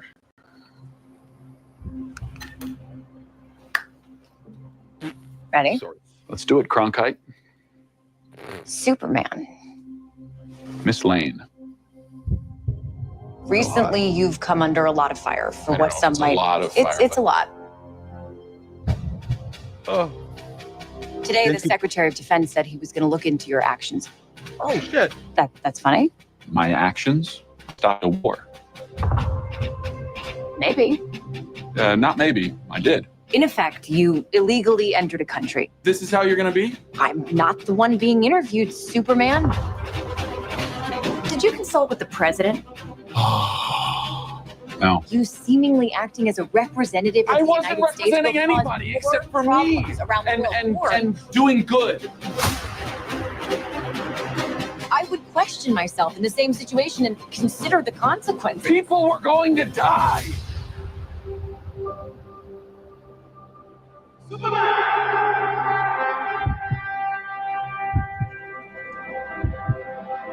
Hey, buddy. Eyes up here.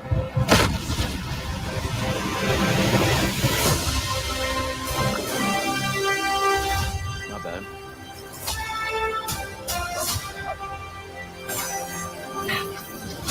Your choices, your actions. That's what makes you who you are.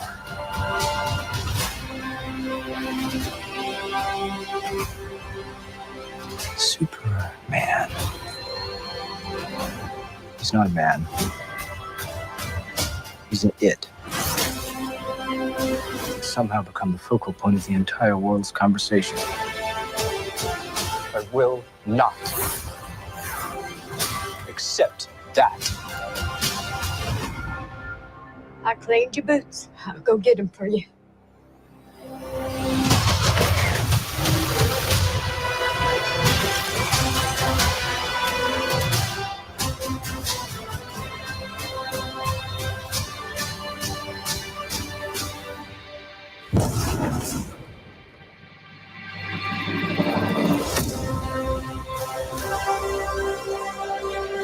That score hits fucking hard, man. I'm not gonna lie.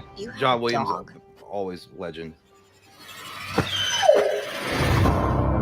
Man, I gotta be honest with you, dog. I gotta be honest with you. That looked pretty sexy sweets. I liked it. I liked it. Apparently, Superman's got an anger issue and a drinking problem. The way that he was screaming at the woman that he supposedly loves. People are gonna die, Lois. You fucking idiot. But other than that, don't you know tomatoes?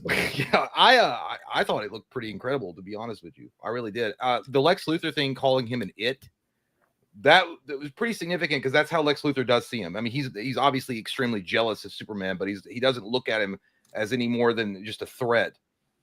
Yeah, no, it won't last that long. So give us as much money as this movie's gonna get. But yeah, I gotta be honest with you, man. It looked really clean, looked really good.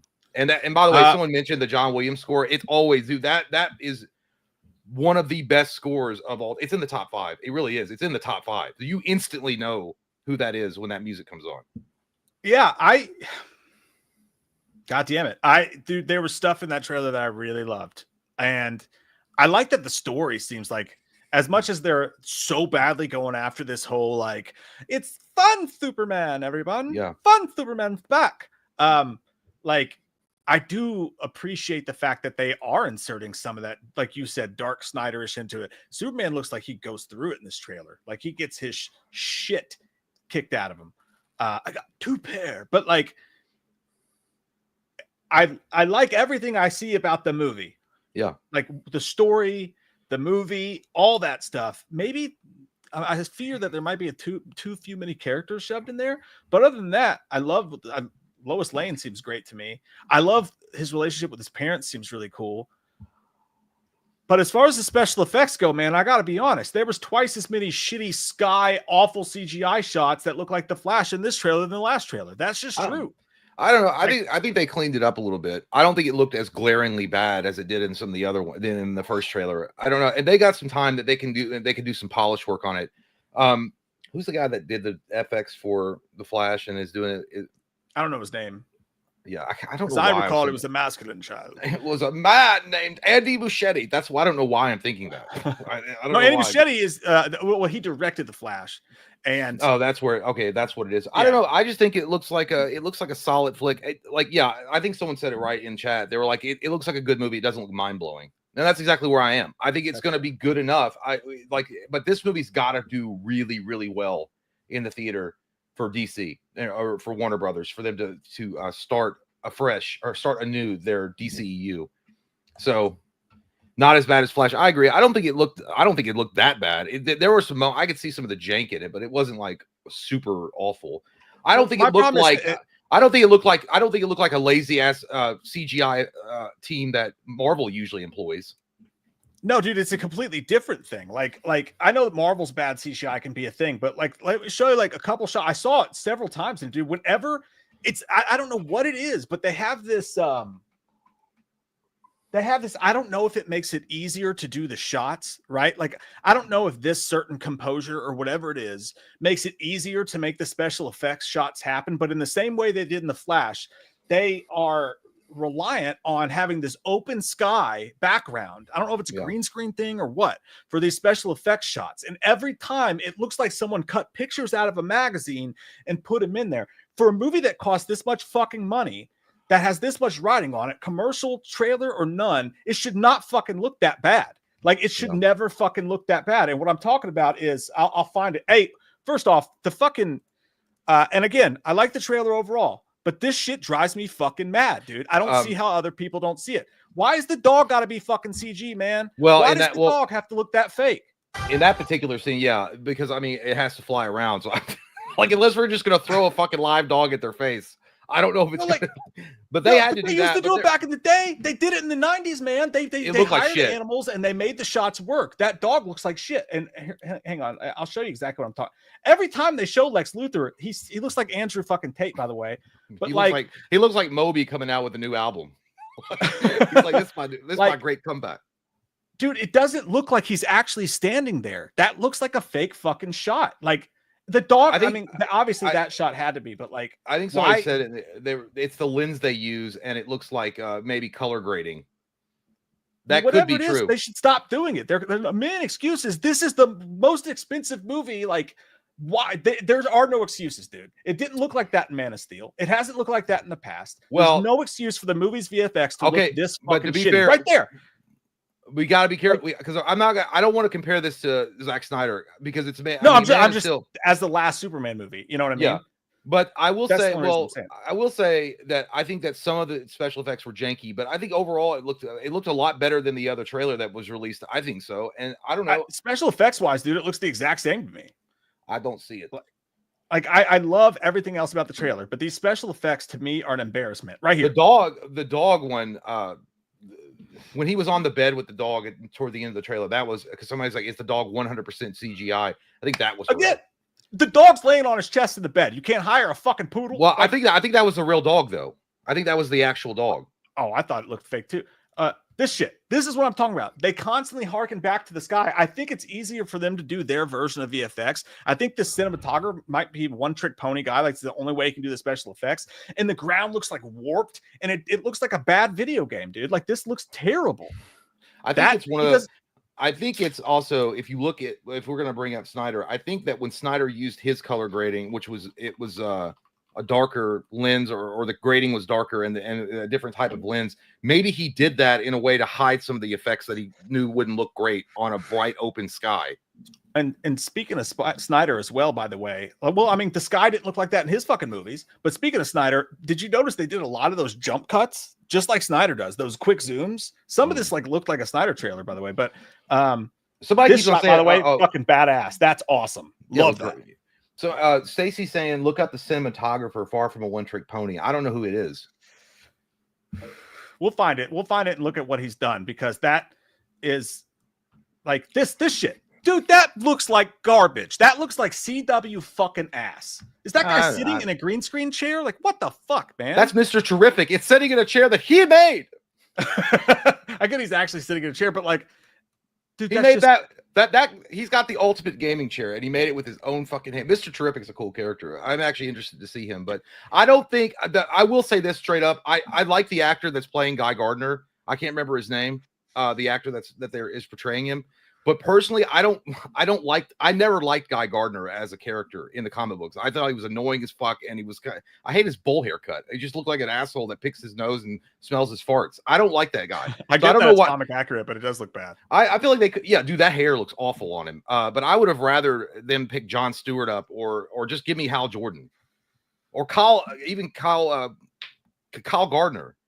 Yeah, if they're going to go with that. But anyway, I will say it is that it could be a problem with shoving a lot of these characters in, because most vanilla fans aren't going to know who Guy Gardner is. They're going to be like, oh, he's a Green Lantern, but they're not going to. They're like, but that he's the third Green Lantern, or he's the second Green Lantern. See, I mean, they're already jumping really far into it, but it is what it is. Yeah, like and again, like, watch this shot right here, dude. And again, overall, like the trailer, I like where the story's going. It seems emotional. It seems like a blockbuster epic. I just don't get why we have to reside ourselves to awful fucking special effects in a movie that has more money than God. Like, their budget's probably going to be massive. Dude, look at him laying in the ground right there. That looks fake as shit. Like, it doesn't look like those things are actually even laying on the ground.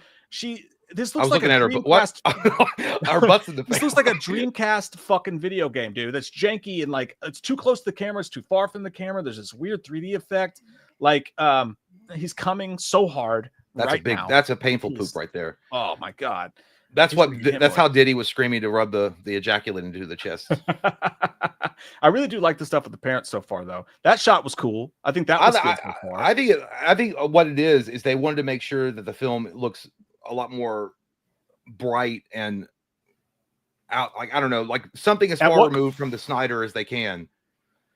I don't know what's going on here, but if you were talking about before, like, oh my god, I can't believe Superman's upset about Twitter. I mean, this is. I think I feel like this is just the brain dead morons that are constantly on their phones, and like something terrible could be happening in the background, but instead of like running to safety or seeing if someone needs help, they'd rather take a selfie. Right? Instagram. I liked Minecraft because I expected nothing from it, and it was a joke, dumbass movie. This is supposed to be the big fucking blockbuster, the big savior of Warner Brothers. This is supposed to be their big fucking ticket. Yeah. If your baseline to fucking this Superman movie is Minecraft, you're gonna be happy as shit. It's gonna be 10 times the fucking film. I think that if this movie is character driven in the right way, and it's got a great story, and Corn Sweat pulls off and showcases a great Superman, I think it'll be fine. I think if the special effects in some parts are lacking, I think it'll make up for it, because it's not just the Flash was just a bad CG movie, it was also just a bad movie in general. Yeah. So I think that because the thing about, and I know, if you look at the olden days of Superman, when Richard Donner was doing Superman, and they didn't have the technology to do what they're doing now, obviously. But the reason why that story was done so, the movie was remembered so well, is because Christopher Reeve was an incredible actor that portrayed Superman perfectly, and the story was awesome. I think that James Gunn is a capable filmmaker, and I think he can tell good stories. So if the story is strong, I think most people can forgive if it's got a few janky CG moments in it. Like I can forgive it. I'm not saying it's gonna damn the movie. It just pisses me the fuck off, dude. Like, movies should not fucking look the goddamn tentpoles of the year should not look that bad, dude. It looks like look at this shit. This is fucking trash. That is awful fucking special effects. That is butthole. That is fucking turd sandwich. I don't get why we're so all okay with this all of a sudden. I think it's all about, this is the standard for most. This is all standard for every superhero movie, though. Like, this is literally what you get. Like, but that being said, I think Corn Sweat seems great. Like, he seems like to be honest, he was the one that shocked me the most. Because I really didn't expect much from him. Because the only movie I'd ever seen him in before this was Twisters, Titty Twisters. That was it. Oh, he was in Pearl as well. He was good in that. Oh yeah. Well, I was like, yeah, but, I was waiting on dialogue, and the actual, he was pretty fucking good, convincing. Yeah. No, dude, I love everything they're doing with it so far, except for two things. One, are they smushing in too many villains? And two, I think the special effects look like fucking dog shit. I'm just gonna say it. Like, and that can really take you out of a movie. And again, not to compare it to Man of Steel, but that movie came out how many years ago, man? Like, yeah, but that was way fucking better than this. They also made it. There was a lot of that movie though that was very. I think Man of Steel is one of the best Superman movies ever made. Period. But it was shot in a very watery type of dark way, and they could hide a lot of things. By the way, Doomsday looked like shit. He looked like pure asshole in that entire in Batman vs Superman. He looked like pure shit. Yeah, that's true. But that's it was still good. It was still good. But I also had issues with Doomsday anyway, because they brought him in way too fucking early. So that was a whole other different can of worms. But I don't know. I'm excited to go and see it. I'm more excited than I was. Let's put it that way. I want to see it now. Before I was like, man, this movie is probably gonna fucking tank. It's gonna be bad, because I want Warner Brothers to succeed. I really do. You got to have some competition out there against Marvel. But yeah, no, me too. I think I at least feel a little bit better going in July 11th. But somebody mentioned, I think they super chatted, and we'll get to you for sure. But they said, I just don't want to see more trailers. I'm with that too. I think that now they should probably chill out. Maybe a teaser, a little bit more of like tiny bits, just a little bit more. But that's it. But am I crazy? Also, am I nuts? Like, to expect a fucking special effects tentpole movie to look good?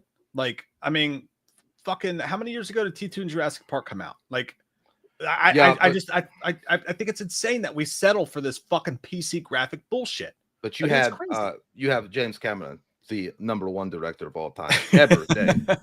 You have James Cameron, and then you have Steven Spielberg, who's also on a list of his own. So yeah, I don't know. It's a superhero movie, and I expect they're gonna have CG in the movie, but yeah, I don't know. I would not have hired the guy from The Flash. That's one thing I wouldn't have done. But no, I cannot believe they did that, and I think it could really, I think it could really undercut what they got going on with this movie for sure. But let's see what you guys think about it. By the way, I agree with one more time. I really agree. I think the story seems fun. I think it seems exciting. I'm jacked to the tits for the movie. I really want to see it. I'm just real disappointed that the graphics actually look worse this time around. Yeah, but the trailer overall with what we got of snippets of story was good. Story-wise, I thought it was good. Are you, but like you mentioned before, are you a little bit surprised at how dramatic they're doing this with him getting mad at Lois, with them dealing with dealing with people accepting him? They're doing a lot of stuff the Snyder movie did. I am tired of invoking the name of the It's just true though. I know, but I didn't want to bring up Zack Snyder, but yes, there are moments of it where I'm like, oh no, I thought he was supposed to be the happy-go-lucky Superman. Sometimes he don't seem like he's so happy-go-lucky. He looked like he on that wild turkey, and he's bad. But I don't know. I will say this: until I see the movie, I am 100% not sold on Nicholas Hoult as Lex Luthor. I love the character of Lex Luthor. I do. I think he's a cool character. I always thought Lex Luthor was awesome, and the only one that's ever portrayed him awesome was two people. Gene Hackman did a great fucking job with Lex Luthor because they played it exactly the way that you think of a 1950s or 60s Superman villain. And then the other guy that did an amazing job with Lex Luthor was the guy from Smallville that does that Inside of You podcast now. I can't remember his name. Michael Rosenbaum. Michael Rosenbaum was fucking awesome as Lex Luthor. Man, they fumbled, as the kids say, they fumbled the bag so hard with Kevin Spacey because Kevin Spacey is the perfect fucking Lex Luthor, and they just did him wrong in that movie. But that's because they told him to act like Gene Hackman. That's what they said. Yeah. They said just act like Gene Hackman. Insanity. A couple of these super chats came from before the trailer, but there's a lot of super chats about the trailer that we will also get to. So hang tight or get your all's opinions on that as well. Hey Raider said, hey guys, what do you think of the pick of Christian Bale and Nick Cage playing the GOATs, Al Davis and John Madden? Raider Nation for life. Love you guys. Dude, check this shit out. I thought that this was going to look like, I thought this was going to be dog. Who's John Madden? Nicholas Cage. It's gotta be Nicholas Cage. Yeah, perfect, dude. Like, I won't say it's gonna be dog duty because I trust Nicolas Cage, but I couldn't see it. Look at this fucking picture, dude. Christian Bale is Al Davis on the left. God, that don't even look like Christian Bale.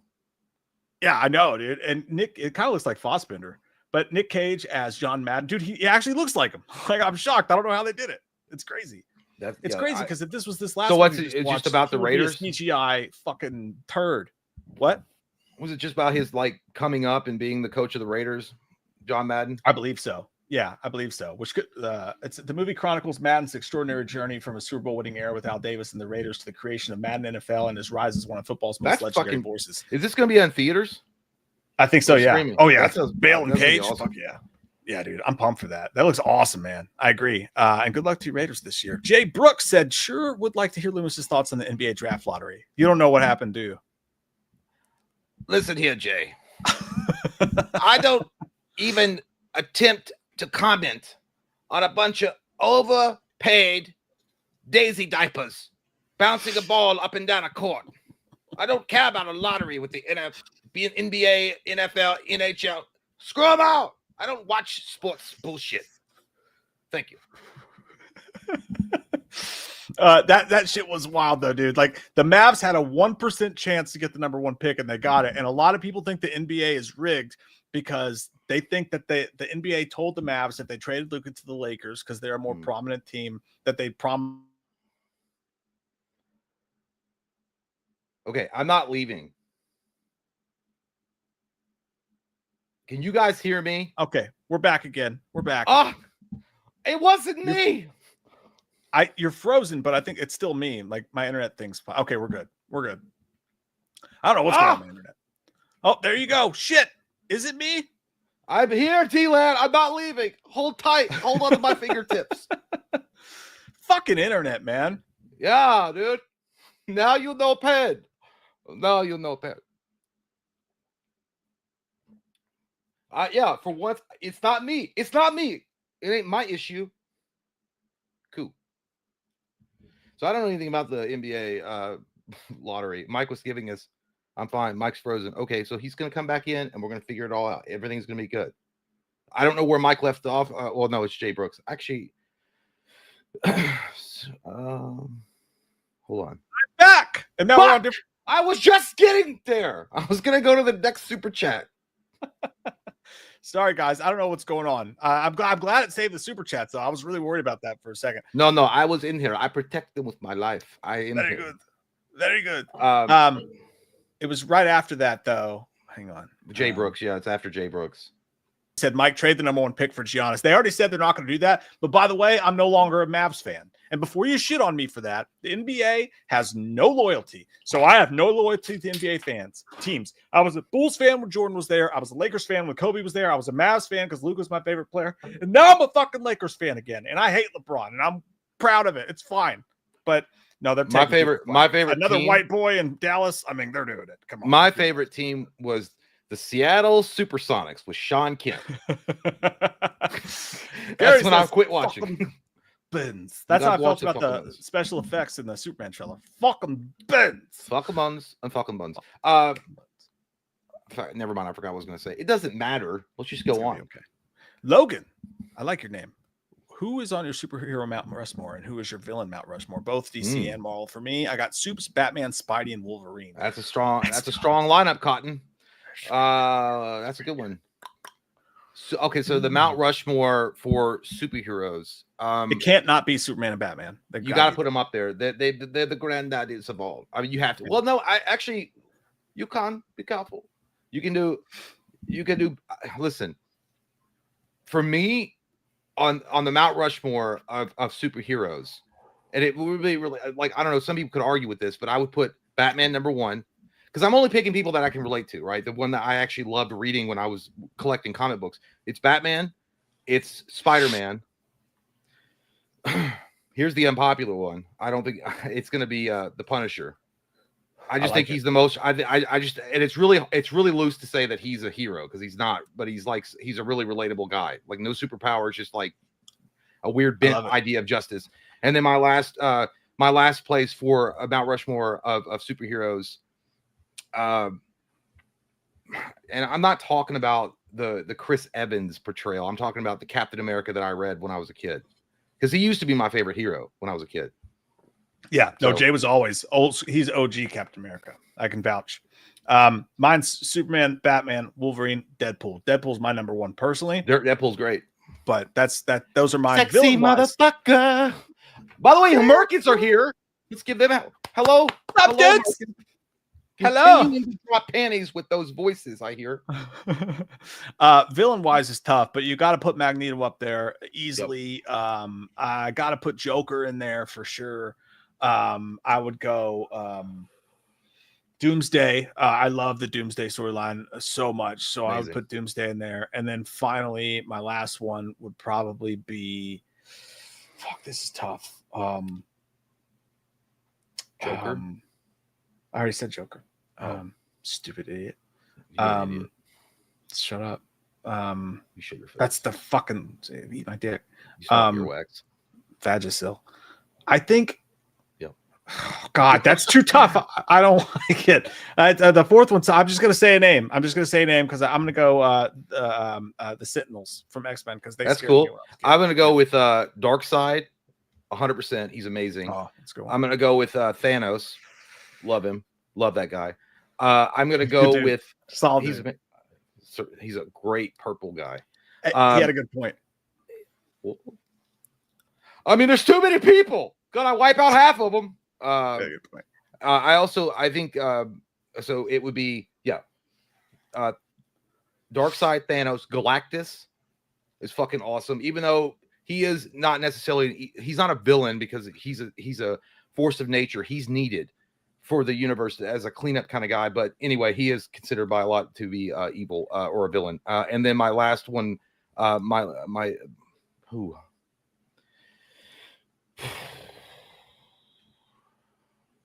Red Skull. Just because I love Captain America, so Red Skull will be there. Red Skull's dope, dude. I love Red Skull. They fucked him up. Well, I mean, they had a good actor. Hugo Weaving as Red Skull was perfect. Yeah, but you know what? But you know what happened with that was because he didn't want to. He hated the makeup, so he didn't want to come back for it. He was good though. Mota, 8 months. Yeah, boy. Hell yeah, dude. Thank you, dude.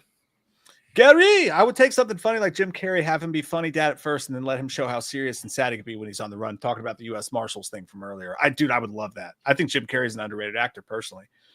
That's Gary good. McDonnell just watched the new Final Destination Bloodlines. It was very good. Did you guys see it yet? And what did you think of Tony Todd's part? Very sad. Have not seen it yet. Going to see it tomorrow. Jay is coming over on Saturday. We're going to film some Patreon commentaries, including Disturbia and Heretic and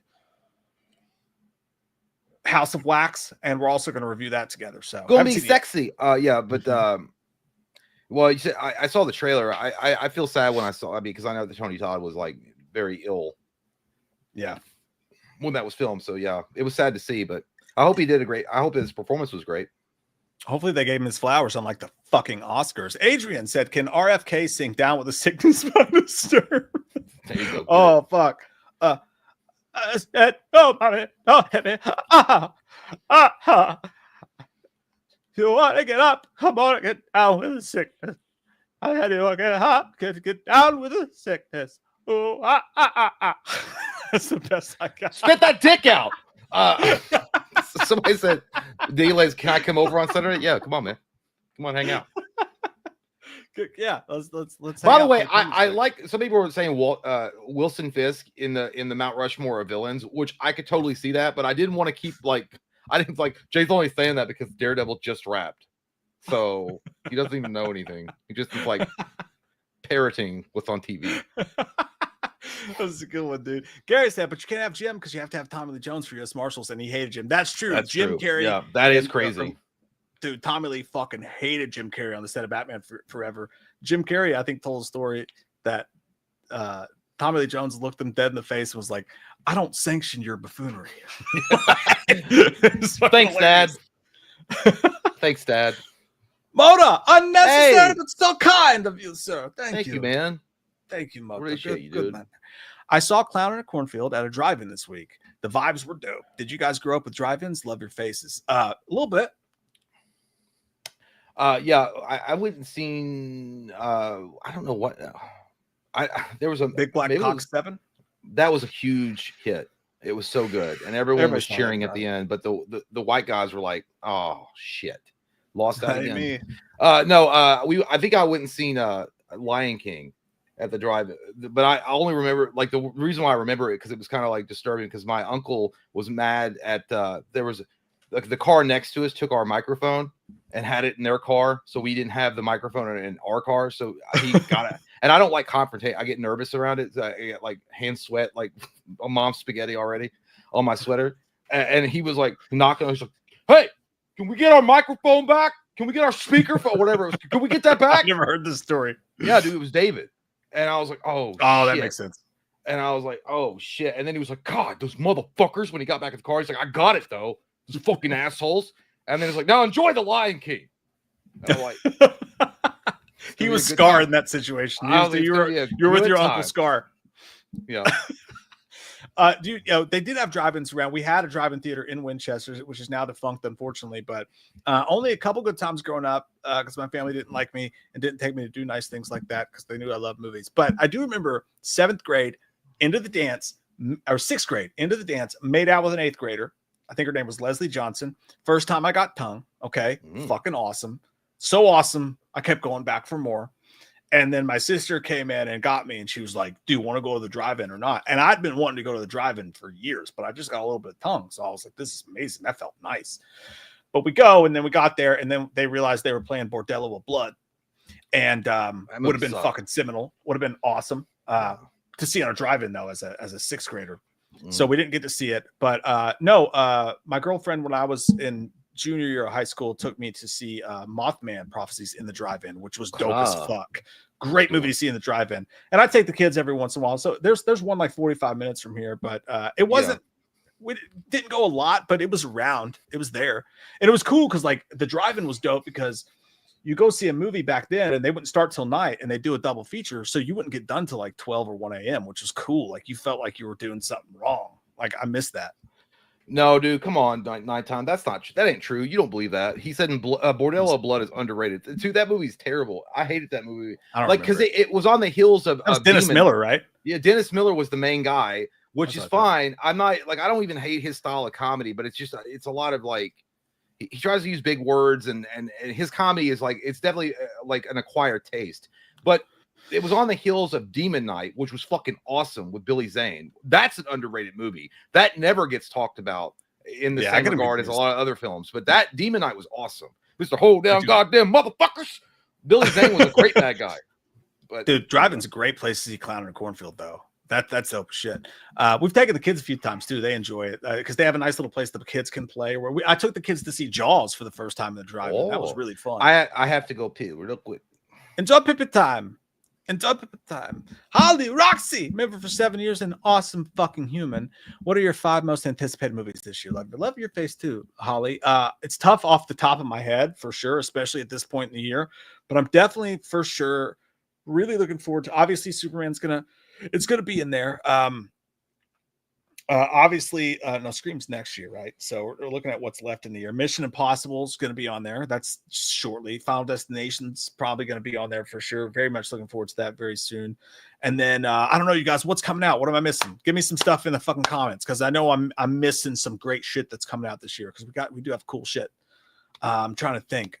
Weapons, that's this year, right?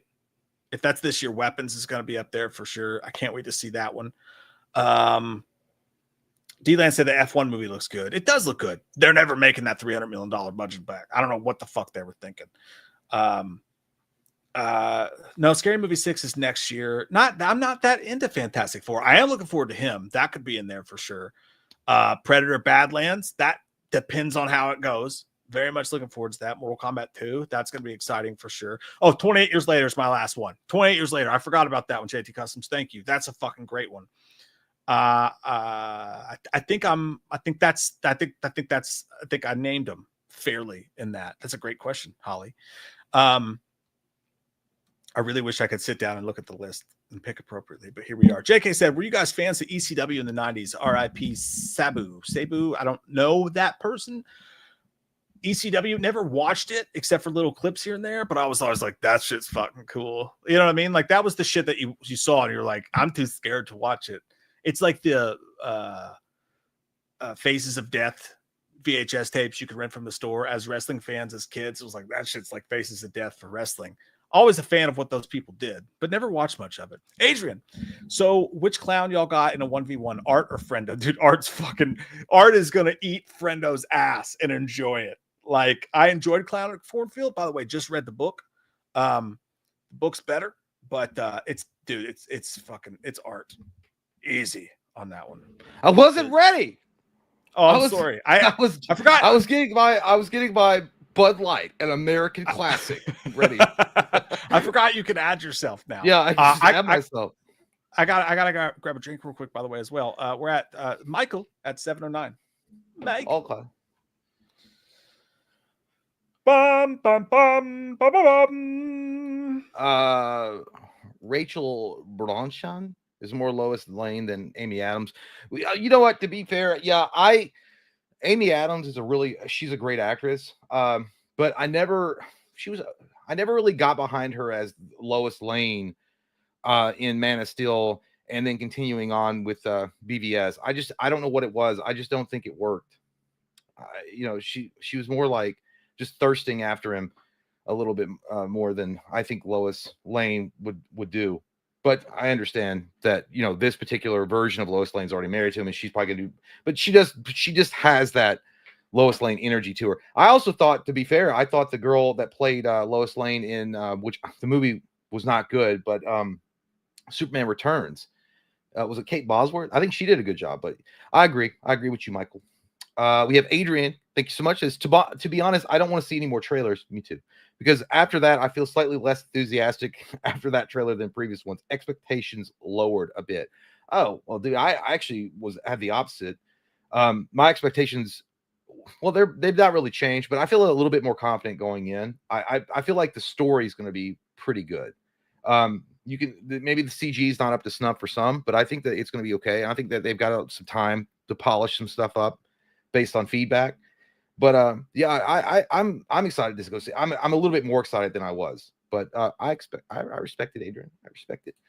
Gary says, thank you so much. He says, I love how they are bringing up the question I've been asking with all the wars going on. If I had his power, I would stop wars and take everyone's nuke away. But would it make me a dictator? Yeah, well, that's arguing with free will. right? Whether or not you have, it would make, well, I guess so.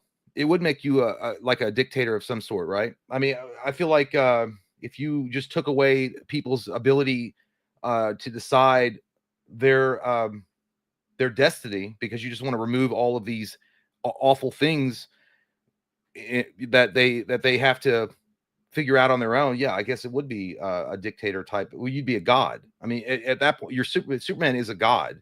Essentially, he can do anything, everything. No one can stop him. So yeah, they are gonna. That is a good question. But they kind of did that with. They already kind of did that a little bit with the Zack Snyder storyline with BVS. When there's a cut of where he's being praised by all these people on Earth, like he is a god, and asking where are you at? Like, help me from my hell. And he can't be everywhere at once, but that's what they want him to do. They want him to solve all these problems. But yeah, it's an interesting concept for sure. Chucky Meyer 78 says, been fighting Crohn's disease since 2010 and have been listening since y'all started. The laughter and stories has kept me from stressing about it. Get it up. Hey man, thank you so much. Glad to have you around, and I hope things are going better. And that's a tough thing to have, dude. I couldn't even imagine that. That sucks. Crohn's disease. I couldn't even imagine having that shit. But really appreciate you, Chucky. Get it up, your first name sucks, but I like your last name. What if his name actually is Chucky Meyer? It's not, because maybe it is, but it's Chucky Meyer 78. He's literally it's like those are both my favorite characters. You gotta have better horror fans. Turlington comes in saying, all I want to know is, will a Superman onesie with a quick access butt flap be available for purchase? If so, no more nighttime mishaps for this guy. I'm sure those were given away in gift baskets at a Diddy party for sure. So Lex Luthor would love that more than anything I'm else. sure it's going to be on Amazon for purchase. So you have nothing to worry about there, Turd. TM. We have Logan Misak. The CGI in Superman 06 look better than this. Thank you. Yeah. Thank you. I feel like I'm going crazy here. Mike feels good when someone agrees with him. I love it. We also have JT Insel. This week is my birthday and buying myself a hockey jersey. I committed 2-step verification to get it, so I'm going to commit 6-step verification on top of my new stepmom raw up the butt and inside it. I deserve that. JT Owsley, you sneaky fuck. You sneaky fuck. He's doing that goddamn flying V, Mighty Duck style. I didn't see it coming. I was the opposite coach. I didn't see him. Like, he pulled out the secret weapon, the sneakers that no one knew he had. Jesus Christ, JT. It's good to see you, though, man. Did you get banned? Why did you change your name? It probably was all the mom sex comments he was making. Holy fuck. The 6-step verification on top of my stepmom, raw up the butt inside it, and deserve that. Okay. That's motivation talk right there. Gary, what do you two think about the Spider-Man Noir trailer? It looks so cool. I can't wait. And if people watch the color version instead of the black and white, they are, well, I can't say what I think you wanted to say, but you're saying they're stupid. I went with fucked, but like, what were you thinking, Jay? Tell us. I don't think that's what he was saying, but I will say this. I will not do such a thing. I will not do such a thing on a live stream at 7:45 in the evening. I won't do it. But I haven't seen the Noir trailer. I haven't seen it. I love Spider-Man Noir, though. I think it's a cool character. I think the idea is awesome. So I hope the movie turns out well. I think it was an animated, right? It's going to be an animated movie. Is Nick Cage doing the voice? We'll watch it tonight. We already de-copyrighted ourselves, so we can watch it. It's very short. It's like a minute long. I think you're going to dig it. Yeah. You got this son of a bitch. Papa Hades. You got this son of a bitch. Turn the ship around. We're all lost, Tommy. We're all lost. I think he said godless, though. I think he was like, he says, godless son of a bitch. Yeah, well, dude, by the way, it is a crime against humanity that man did not win an Academy Award. What the fuck? Yeah, dude. What the fuck? Nick Nolte, Warrior. Turn the ship around. We're all lost, Tommy. We're all lost. Oh. Anyway, you got Joe Valentine. Hookah plus edible equals tripping balls. Great stream, boys. Holy shit. I'll bet so. Joe's having a fucking Andrew Tate day over there. Joe Valentine is hanging out with Elon Musk on Mars. I hate that guy, by the way. Who? Andrew Tate. Fucking douche. I love. I didn't even know he was still around. Like I thought that he had his moment where he blew up, and then he kind of like people forgot about it. He did go to a Romanian prison for literal rape, but you know he's back and people like him. Did he get? I heard about that. I didn't know. I thought he got found not guilty. No, I hope he suffers the Final Destination sequence.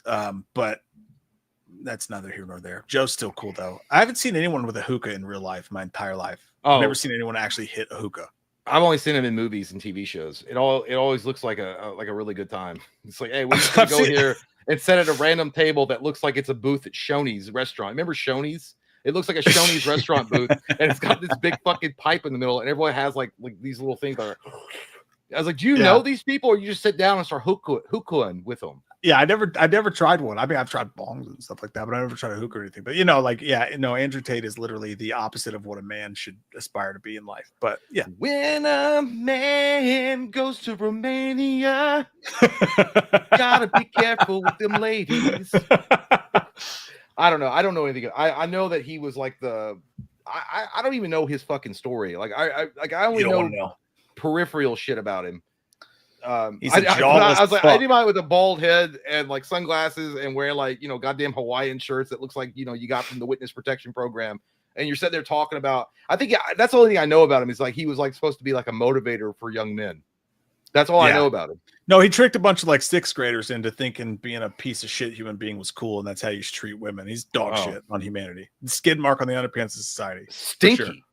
Stinky. But yeah, by the way, somebody said no live action for Nick Cage in Spider-Man Noir. Yeah, we could only wish.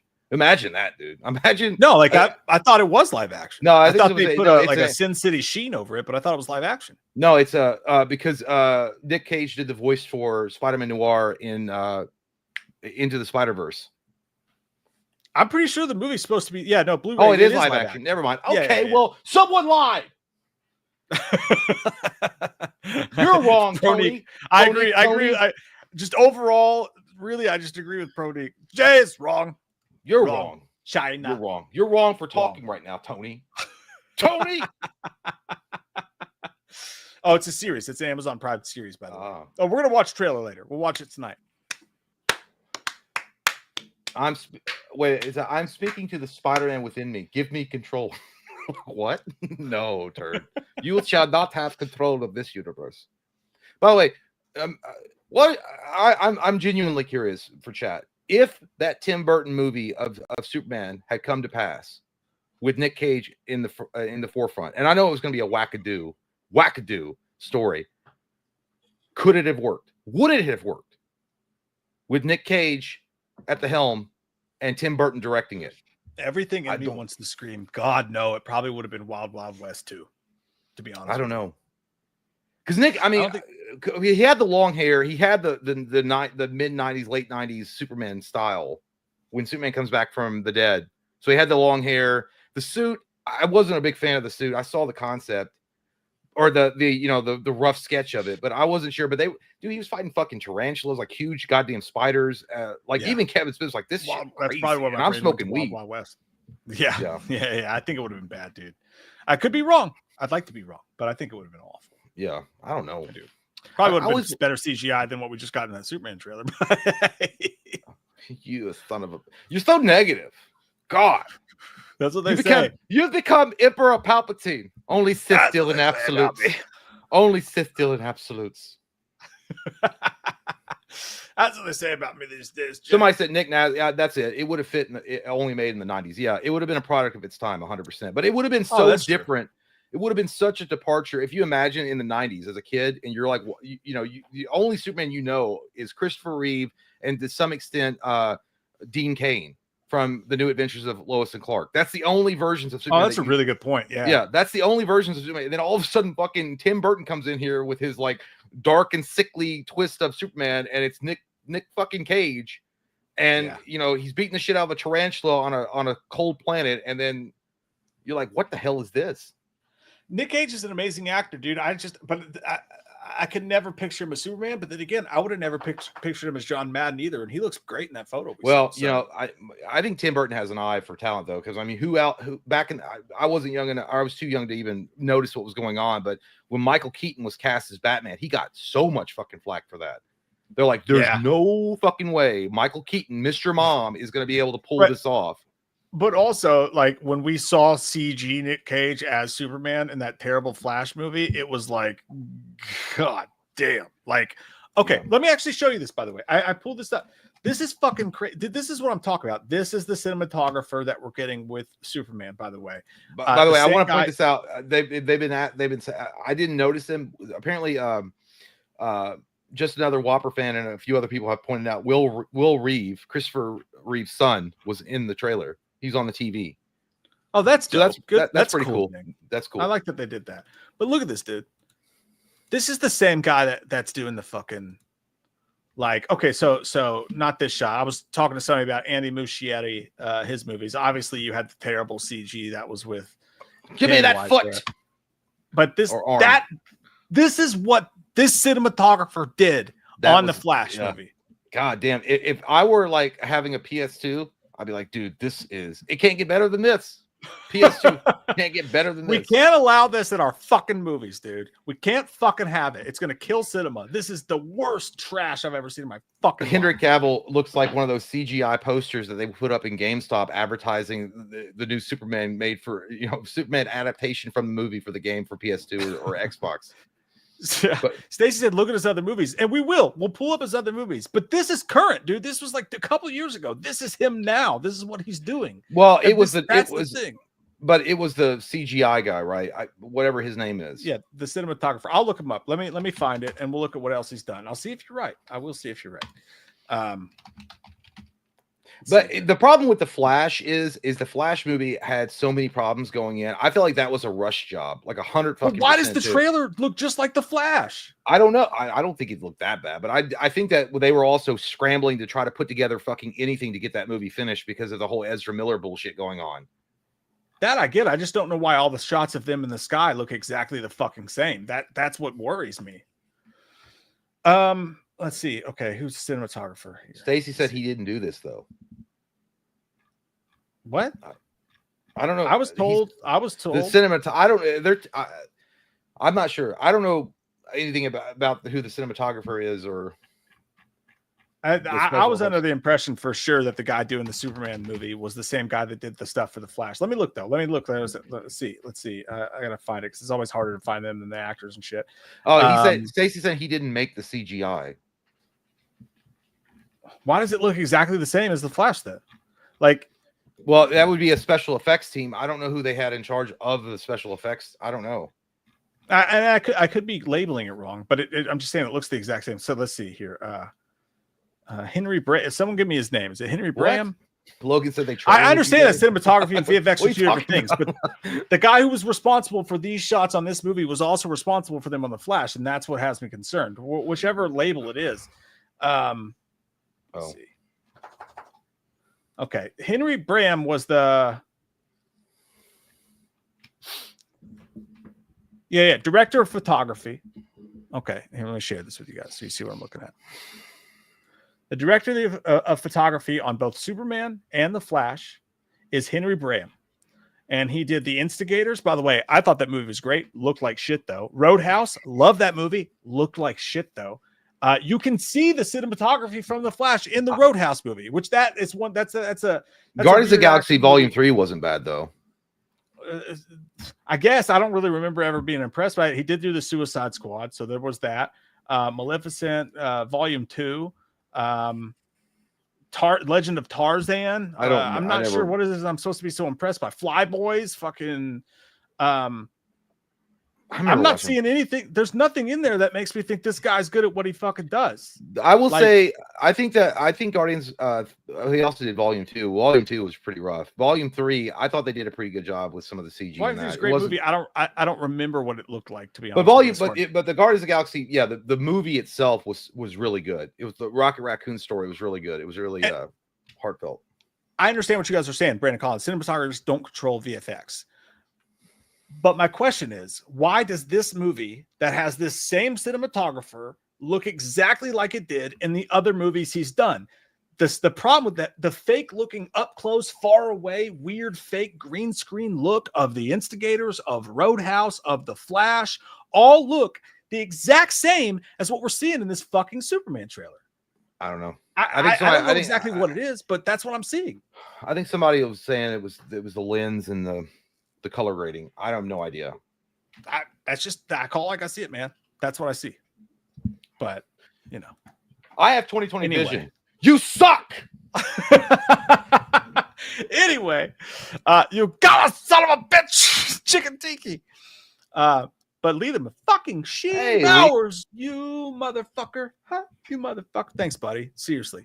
Heck yeah. I got spit on my mouth because I was angry yelling about the special effects. What a good way to start my Wednesday with these sexy motherfucking fellas like my pick going for a vampire cosplay. I can see it, Lee. It looks good. You look handsome, dude. You look you look like George Clooney about to rob a bank, but like in a sexy way. Yeah. You look good, dude. You don't agree? Do you not agree? That's what it looks like to me, Jay. Do you not agree? You don't agree that Lee's sexy? Is that your problem? What's your problem? He looks like he kind of looks like somebody that would be in the WWE for doing that vampire. What was it? The Brood. The Brood.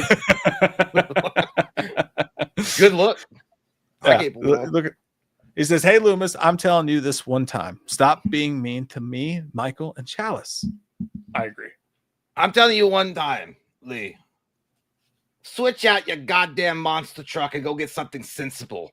You goddamn creature of habit. All you want to have is some gas guzzling, diesel spewing piece of shit that vroom vrooms down the goddamn highway, and you make sure people hear it because you have a problem with tiny wiener that is in between your legs. It's fine. 6 inches is normal. Get off of it, Lee. 6 inches is wonderful, by the way. It pleases lots of my lovers. Maybe a little short of 6, but you know who's counting? Yeah, who's counting? Not me. Thank you, Lee. I'm not being mean to you. I think you look great. I love your truck. Fucking love you, Lee, dude. You're too kind to us, man. Thank you. Every time I see Lee, dude, I think of that commercial that's always on TV now. That's like truck, yeah, feeling good. That's in my truck. I can't find the fucking. Hang on a second. My internet's being a fucking dildo right now. Well, we have storms coming in. That could be it. That could be it. Love you, Lee. It's fucking best, dude. Sean P. Tattoos. AMC is doing a horror mystery movie on the 19th. Any guesses on what it could be? Hoping for Bring Her Back. Bring Her Back, I think. No, that's the last week of May. You might be right. Maybe you're looking at I Know What You Did Last Summer. That could be it. I think that's July. If I had to guess, I think you're right. But why is it a horror mystery? What are you talking about? What is that? No, dude, it's fucking cool. Like some theaters do a mystery movie. You buy your ticket, you sit down, and it's an early movie, and you don't know what it's going to be. And they just play the movie, so you get to see an early screening of something. Which is fucking dope. That sounds stupid. I don't want to do that. No, dude, it's fucking awesome. Except for I drove all the way to Hamburg last year, hoping it was going to be Terrifier, and you know what it was? It was the fucking Zac Efron beer movie. Was it like good? Around the beer in 80 days. No, I left. As soon as the trailer started, it was like an Apple movie. Zac Efron and around the bring the beer to the high top or whatever the fuck it was. It was October. I had a bunch of shit to edit. And I only went because I was thinking maybe I'd get an early glimpse of Terrifier. So when it wasn't, I was literally talking to the people next to me because the theater was full. Yeah. And they were like, what do you think it's going to be? I'm like, I don't know. I'm hoping for Terrifier. And then it started and I was like, hey, man. Y'all have a good night. Peace out. And he was like, you really leaving? I was like, dude, I'm busy as fuck. It's October. I don't like Zac Efron. He makes me question my sexuality, especially when he takes his shirt off. Idiot. That's true. He's so hot. By the way, you're right, D-Land. Some rookie numbers at the moment. Hit the like button, fam, for show. For show. If you guys don't mind doing that. If you guys don't mind doing that, that does help a little bit. You go, yeah. You know what that reminds me of is Sean Penn from I Am Sam. Yeah. Because I help her. And I know our own work. Yeah. So what you're saying, Sam, is you can't take care of her. Yeah. The Beatles were the greatest band ever. And John McCartney once said that it takes a village. Yeah. That's fair. I love that movie, though. I'm not gonna lie. Hellraiser. Did you guys watch the sizzle reel of the greatest movie ever made, Kung Fury 2, with Michael Fassbender or Arnold Schwarzenegger? Dude, it's coming out. Did you watch the trailer? No, let's watch it right now. I haven't watched it either. You sound like you watched it. I swear to God, I haven't. I just saw the thumbnail for it. Dude, this movie's been like made for like years, right? Like it's been in the can for years. I don't know. Rights or something? I have no idea, but I know that we love the shit out of Kung Fury 1. Hell yeah. Let's watch it. It's 10 minutes long, but we've already done our dinghy. All right. Well, we're gonna watch. It's a trailer, or is this like part of the? Oh, it's a sizzle reel. Okay. It's a leaked sizzle reel. By the way, if you guys haven't seen Kung Fury, it's fucking amazing. And this one has Arnold in it. Kung Fury. You said furry. Shit. Those are weirdos at conventions. We stay away from them. I said Kung Fury, didn't I?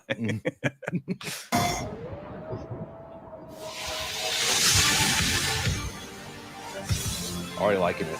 Look at that fucking room, dude. In a city overrun with crime, in a Stegosaurus ruled by chaos, the world's #1. Hey man, this CG looks better than the Superman trailer we just watched. That's crazy. Your face looks better than the Superman trailer. See? Is also the world's greatest crime-fighting team. They are the Thunder Cops. I said cock. I did too. Barbariana. Yeah. Tricerica. Dynamite. Hacker Man. And Kung Fury. There he What are is. you gonna do, Kung Fury? Hell yeah. My job. Yeah. Kung Fury. They Oh, yeah. have a mission to clean up the streets. But when the worst criminal of all time unleashes an army of darkness on Miami, it's time for the Thunder Cops to take down the Kung Fury. Fuck you! And send Adolf Hitler to Adolf Hitler. Strap in, gear up, and hang on for the ultimate action epic thrill ride.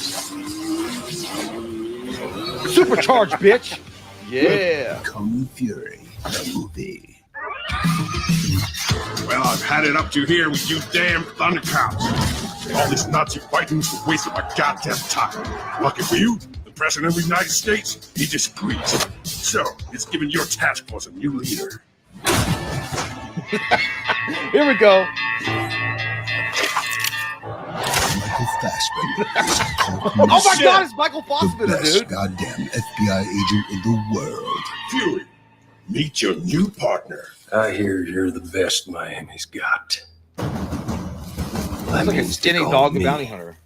You want to catch Nazis? And you follow my code. We follow the police manual. I play by 2 rules. Rule 1. In this fucked up zoo of life, there are too many lions trying to eat the innocent monkeys. So when a lion gets loose, Look at the rhino. He's like, well, I eat that goddamn look at the lion. rhino, whatever it is. I ate its ears, nose, testicles, the whole kit and caboodle. Then the other lions realize that's pretty fucked up, and they stay in their stupid cages. I eat lions every goddamn day. I love it, dude. If you're not prepared to do the same, then you hang up that Of hat, course they are. Look at walk them. out that door, and you never come back. Catch my drift, compadre? Yeah. I'm not your goddamn compadre, I knew fuckstache. Yeah.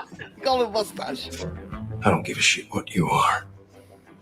You want to make a justice omelet? Let's crack some prime eggs. You never told us your second rule. Just Rule 2.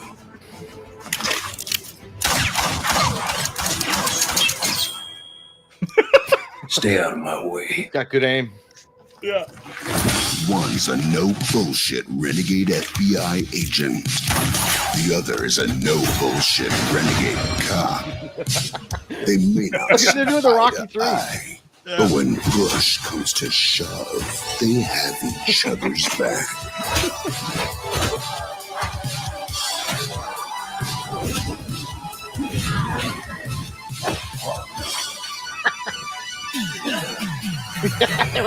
It's time we stop We're not using gay. rule number 2. I don't want you to stay out of my way. I want you to stay in my way. He's gonna say it, dude. You're I like knew a it. goddamn brother to me, Fury. You're the best temp cop I've ever seen. Nothing will ever tear us apart. Oh no!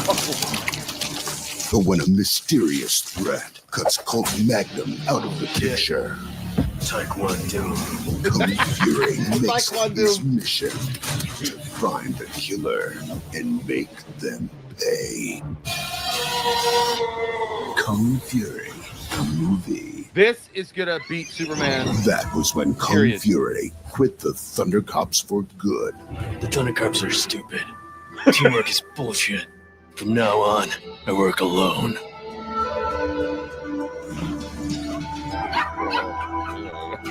You don't get me with your stupid. Dude, that's the fucking Bloodsport music. I swear to God. It sounds That's like the sounds like the training Kumite music, but I don't. It's close to it, but it's not it. Or why did it just touch? Like that sounds just like it. It's close. Kung Fury, Ray Porter, CRJ5, Miami News. Sorry, babe. I don't do autographs. Tonight's top story. Crime rates are going through the roof, and Kung Fury's doing nothing to stop it. How does it feel? Punch that shit. I talked about my feelings once. Got a damn good cop killed. He sounds like fucking I Rorschach found this from Watchmen. at a crime scene today. Son of a bitch. But it turns out Adolf Hitler is still alive. How the hell is he still alive? I threw that son of a bitch into a volcano. We have assembled the most deadly villains from across time to aid with our attack. That music is so good. That dude's name was Ninja Ranger. Now Boner. he's taking over America. Arnold Schwarzenegger Hey! is the President of the United States. Must be after our deadliest weapon, the Patriot. Time to take out the trash. That's right. I know a shortcut using my second greatest invention, the internet.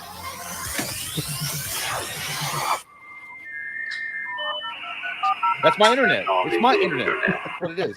Exactly how it has to look up. That's me looking for a signal.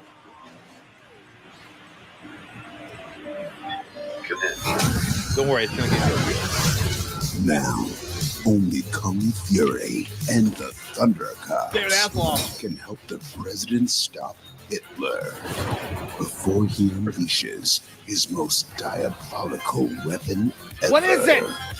Holy shit. Gunshots. Oh, he's got nunchucks. You and me, Taekwondo. Two guns. This ends now. There's just one thing he didn't count on. Oh my god! Oh, shit! I thought you were dead. No. But I was your partner. It was all a cover. I joined the Nazis and became Taekwondo. I was a bad guy the whole time. Good. Because I secretly wish you were a bad guy anyway, because you're such a shitty partner and friend. Good. Because that really nice heartfelt card I got you for your birthday was actually for somebody else. I didn't even know it was your birthday. I don't even remember what birthday card you're talking about because I probably threw it away without looking at it because I don't care. It was on your desk for 6 months. Not that I noticed. That was another card that happened to be the same card, but from somebody else way cooler. Nobody cool ever gave you a card for anything. I love it, dude. Unless you're a piece This of dialogue shit is cop. fucking perfect. Just fucking get him, will you? We're all waiting. Now, Kung Fury is traveling across time and space to reunite the Thundercops Call in the Thundercops. Right away, Kung Fury. for their biggest mission Dude. yet. Please tell me Some David Hasselhoff's Nazi gonna ass. release a video, like a You music smoke video some for this. cigars.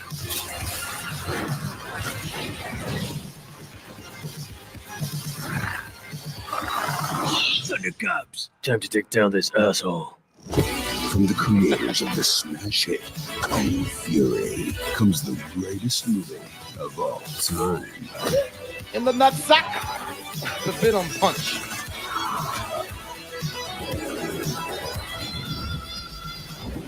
The Nazis stole Thor's hammer. They destroyed my village. Tell us. We can't let them get away with this.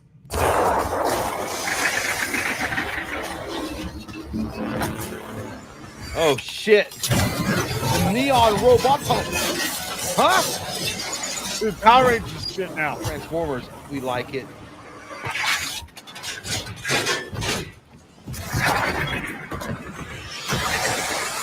Starring David Sandberg, Michael Fassbender, Arnold Schwarzenegger, Alexandra Shipp, Jean-Martin Gournay, Eileen Young, Leopard Nielsen, Dynamite, Dynamite, and David Hasselhoff as Hawk 9000. Oh my god, he turns into Knight Rider. We need to save those damn pups. I'm on it. He's got the music.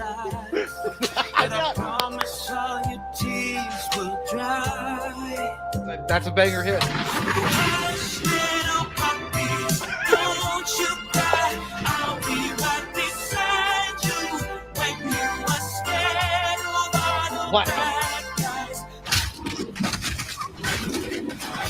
Prepare for an all-out, balls to the wall, clusterfuck of intense action awesomeness.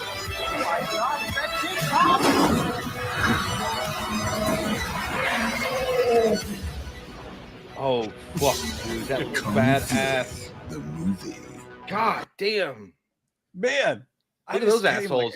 That looks fucking awesome, dude. I swear to God, dude, I had no idea they would even attempt to make a sequel to Kung Fury. Dude, that was shit, dude. That's the summer blockbuster right there. That's a summer blockbuster. Did I die? Did I die? Am I in heaven? Like, what was summer that? Blockbuster. I mean, it was we saw the entire movie, but like apart from that, what the fuck? You only thought you saw part of the movie. Or all of the movie. Only pussies You say cannot get that. the katana sword by stealing. By the way, I want to know when it's releasing, where it's releasing, and why it's releasing. I want to know all these questions, and I want to know all these answers. By the way, guy's right. I want to do. Listen, I want to do a commentary. if this was released on like Netflix, day one commentary, day one. I don't know what's going on with it, like, but that was the it on coolest thing I've Netflix ever seen in originally? my whole fucking life. It was amazing. I think the original was either on YouTube or Netflix, but like the original was cool as shit. We did a reaction to it, like on the channel, the whole original movie. But like, oh my god, that was so fucking dude. That's a breath of fresh air. Oh my wow, Lord, please bring that to my face. I want to. That's everything I've ever wanted in my whole life, and my whole. Jesus Christ, that looks amazing. Thank you. I noticed that you were looking at it. And dude, I mean, they had Michael Fassbender and Arnold Schwarzenegger. Yeah, that's got to be a thing that they're actually going to put out. Hey, dude, I'm gonna tell you what. When Arnie was walking down the White House hallway with that Patriot gun, the red, white, and blue on the handle, I thought to myself when I was watching him, I was like, man, there would be no disagreements between either side if that man was president right now. If he was president, that'd be it. Light it up. You have to amend the Constitution to make a foreigner able to run. But either way, we do it every day. I want to see this fucking movie. Dude, that was the coolest thing I've ever seen in my whole life. Tanner Ball says, "Sup, fellas? I'm doing a traveling job in Tennessee at the moment, but I'd rather be partying all night long with you all." Hey, well, man, appreciate you, Tanner. Don't worry, Tanner. We're only partying till 9. We got about 40 minutes. Yeah. So, but it's gonna be here, and we would like to party with you as well. So join us in the afterlife or the after stream, whatever. We love you, Tanner. Gary says they saw Hollywood spoiling all their movies and trailers and said, "Hold my beer." Yeah, that was the eventual spoiler trailer. I wonder if that was the idea behind the trailer. It was like, yeah, we'll just show the whole fucking thing. That had to be the joke, right? Like, well, no, apparently it was a leaked sizzle reel. Does anybody know the story? I don't know the story. Like, what the fuck is going on with that movie? I think it was meant to be a parody. I think you hit the nail on the head. I think it was supposed to be a parody of people that or studios that just show the entire fucking movie. But a sizzle reel is usually like presented in a way it's like trying to get people hyped up by picking certain scenes out of a movie. Immortal said the budget was $34 million. No fucking way. It looked great. I didn't think 34 million. I thought it was like 14 cents. But it looked and again, I mean, I'm not even all other props from Circuit City. some of that shit looked better than what we saw in the Superman trailer. I'm just being honest with you. It really fucking did. But like, take it or leave it says Kung Fury 2 is caught up in the courts. What? Oh, it's why? I wonder. Yeah. But here's Kung Fury 2, directed by David Sandberg. Oh shit, Pony Smasher directed it. Wow, dude. Lead with that. No, it's a different David Sandberg. Oh, Different never Sandberg. mind. Never mind, David. Yeah. No, it's just Don't the worry dude who about did it. Kung Fury. It's just the dude who did Kung Fury. But yeah, dude, it's a legit thing. Michael Fassbender, Arnold Schwarzenegger. David Sandberg is Kung Fury. That's the guy that directed. That's crazy. That's fucking awesome, dude. Man, you know what it is? That it just looked like Kung Fury 1 was just about having fun, and it was like taking everything that was magical about action films and sci-fi in the 80s and just putting it into one movie and like and putting it out there. That's exactly what this movie is again. And I want to see it. And I want to have the Hoff give us a music video once more. If you guys haven't seen the music video for Kung Fury 1, check it out. I saw some comments in the live that were like, what is this? What's Kung Fury? Go watch it, dude. Go check out Kung Fury 1. I'm going to ask ChatGPT. What do you ask? ChatGPT, explain to me like I'm 10 what's going on with Kung Fury 2.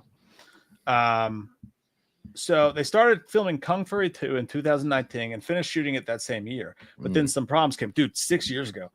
A company called Creason promised to give money to help finish the movie, especially for special effects, like cool explosions and dinosaurs. But they didn't pay what they promised, so the special effects had to stop working. Damn. Lawsuits. Because of money issues, the people making the movie had to go to court to try to fix things. This caused big delays. Finished but stuck. Even though they finally finished all the work on the movie in April of 2024, they still can't show it to everyone because of ongoing legal problems. Then it says, just recently, a short 10-minute video from the movie was leaked online. It showed some of the crazy action scenes with the actors and gave fans a taste of what the movie is like. The director, David Sandberg, was a bit upset because the video wasn't finished and had some spoilers. Oh, fuck. a lot of fucking spoilers, but yeah. It is. But he said he's still fighting to get the movie released properly. Will we ever see it? Right now, we don't know exactly when. People who made it are hopeful they can solve the problems. So fingers crossed. And that's I feel like I think Kung Fury was released on Netflix. I'm pretty sure, right? I think so. So if they pick up the sequel, I think it'll be fine. But maybe they're running into distribution problems where they're like, if it's legal issues and they're like, well, there's contract disputes and people weren't getting paid enough, and Arnold is in the back going, that's a big problem.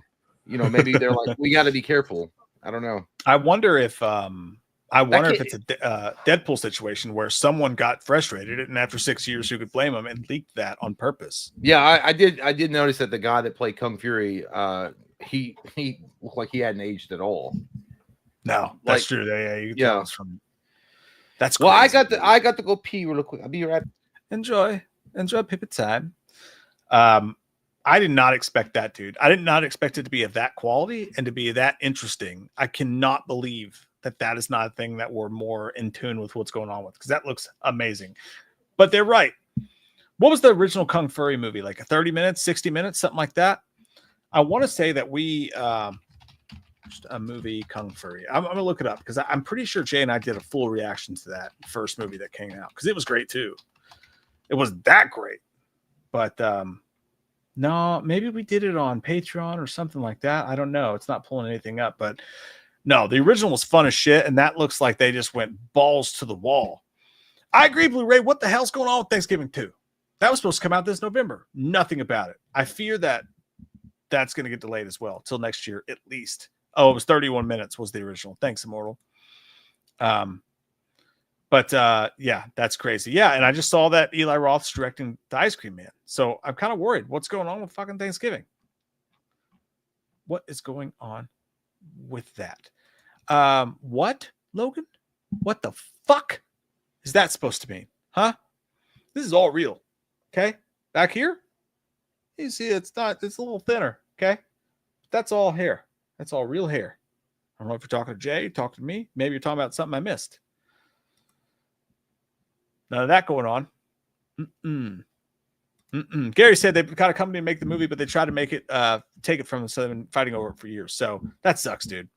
But ironically, like it's pretty apropos because all the great, if you look at all the great action movie canon films, all the action sci-fi movies of the 90s and whatnot, they all went through hell with courts, with companies, greedy companies fighting and shit like that.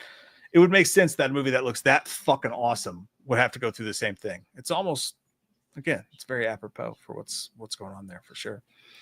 But yeah, I'm not even lying. The special effects in that look better than what I saw in the Superman trailer. I know people are going to poop on that, and that's fine, but it does. They look better. How is that fucking possible? That goes to what I'm saying. I'm glad you brought that up, Tomo. I'm glad you brought that up because we did get some fucking Friday the 13th news. And let me tell you how bullshit this is, okay? Tell you how fucking bullshit this is. Tell us. I will, Jay. I will fucking tell it. I'll tell it from a mountaintop, holding panties in my hand. Cop. What? We got Jason news. Not really. The Jason universe. The people who brought us the Jason universe, which was nothing except for a logo of the Jason universe with a 1 and a 3 with it, because Friday the 13th. Isn't that so kitschy? Fuck me. They came out with this, even though they've not brought anything as far as content or any promises of movies or anything. They were like, we're going to put Jason in Fortnite. Isn't that what you've been waiting for 15 fucking years? No, my favorite part. It's not, Jim. But they celebrated the 45th anniversary of the Friday the 13th franchise. Could it be a movie? Could they have news about Crystal Lake? What could it be, Jim? Well, the company that brought you the Jason Universe logo treated fans this week when they brought you another Jason logo.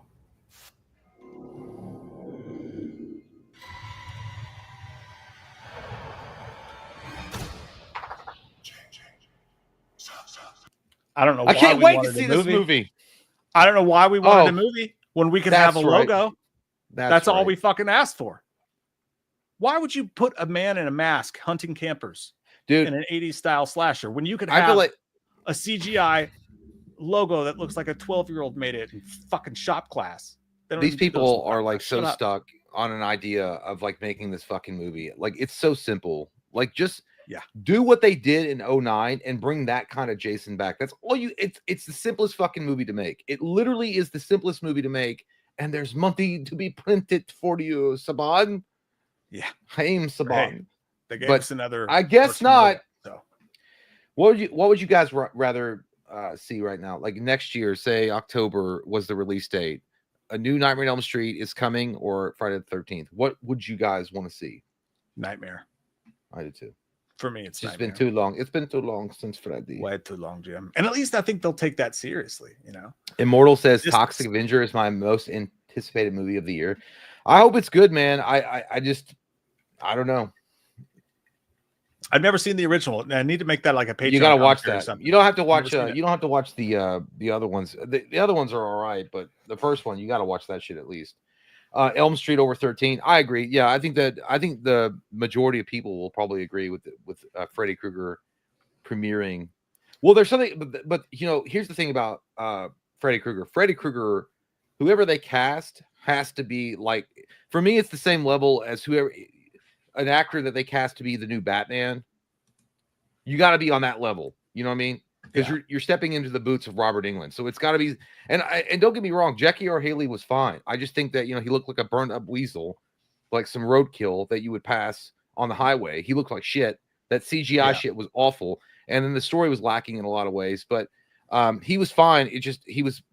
I think that Robert Englund also mentioned that he was like, you know, they right before A Nightmare on Elm Street came out, the remake, they released the original Nightmare on Elm Street collection on Blu-ray or something. So he's like, that introduced it to a whole different generation of kids that had never seen Nightmare on Elm Street or had never watched it. So they were expecting Robert Englund, and they got Jackie R. Haley. So I don't know. But yeah, I would 100% see Nightmare on Elm Street over Friday the 13th every day of the week.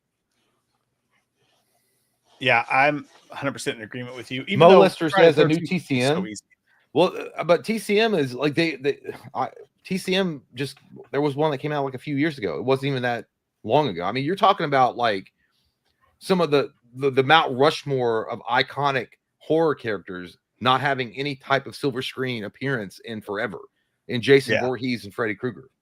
No, and Gary said that I wanted to put Jason, Freddy, Pinhead, and Leatherface in the last arcades and Retro Realms. What they did with Retro Realms was cool with Michael and with Evil Dead. It's cool for what it is, but I mean, it is what it is. Also, it's a 64-bit or whatever the wording is for that. You know, fun little game to play. But like when they're by the way, Jason doing movies for that shit. Like what? I mean, it's not in the same realm of what people are asking for. The Dead by Daylight community has been praying for Jason Voorhees to release as one of the killers on Dead by Daylight, and that ain't God, I happening. could give less than 0 fucks. Like I'm so sick of that game. Like cool, new skin, same game. You shut your goddamn mouth. No, but I'm saying I don't play it. But I mean, generally speaking, I'm pointing out the fact that it's so tied up in its own asshole that you can't even put it onto a video game. You can't even license it out to a fucking video game studio. That is a huge game that everyone still plays. And also on top of that, you had a Friday the 13th game and you had to pull back from that, which people still enjoyed, but they had to shut down the servers because of the illegal shit. Good time to bring this up, by the way. Exactly what you're talking about. Gun Interactive has just ended future content updates for the Texas Chainsaw Massacre game. Yep. They're still going to keep the game on servers, but what they're saying is, in our eyes, the game is complete. There's going to be no more updates. There's going to be patch updates for peer-to-peer and stuff like that, but like the game is complete and we're done making new stuff for the game. So the game's going to be what it is, and it's going to sit on the shelves for as long as they can have it and the servers. But basically, it's done for all intents and purposes. Well, I mean, Jimbo is saying TCM game officially dead. Yeah, I know. Like, I mean, I'm not like, I don't, there was never enough support for it. Going forward, there was like a rudimentary kind of like sideshow interest in what they were going to do. I think a lot of people were like going on to that and expecting it to be something like the Friday the 13th game, but I don't know. There was a lot of problems with that game, and we both like Gun Media. I think Gun Media is an awesome fucking studio. They really are. They do a lot of good work.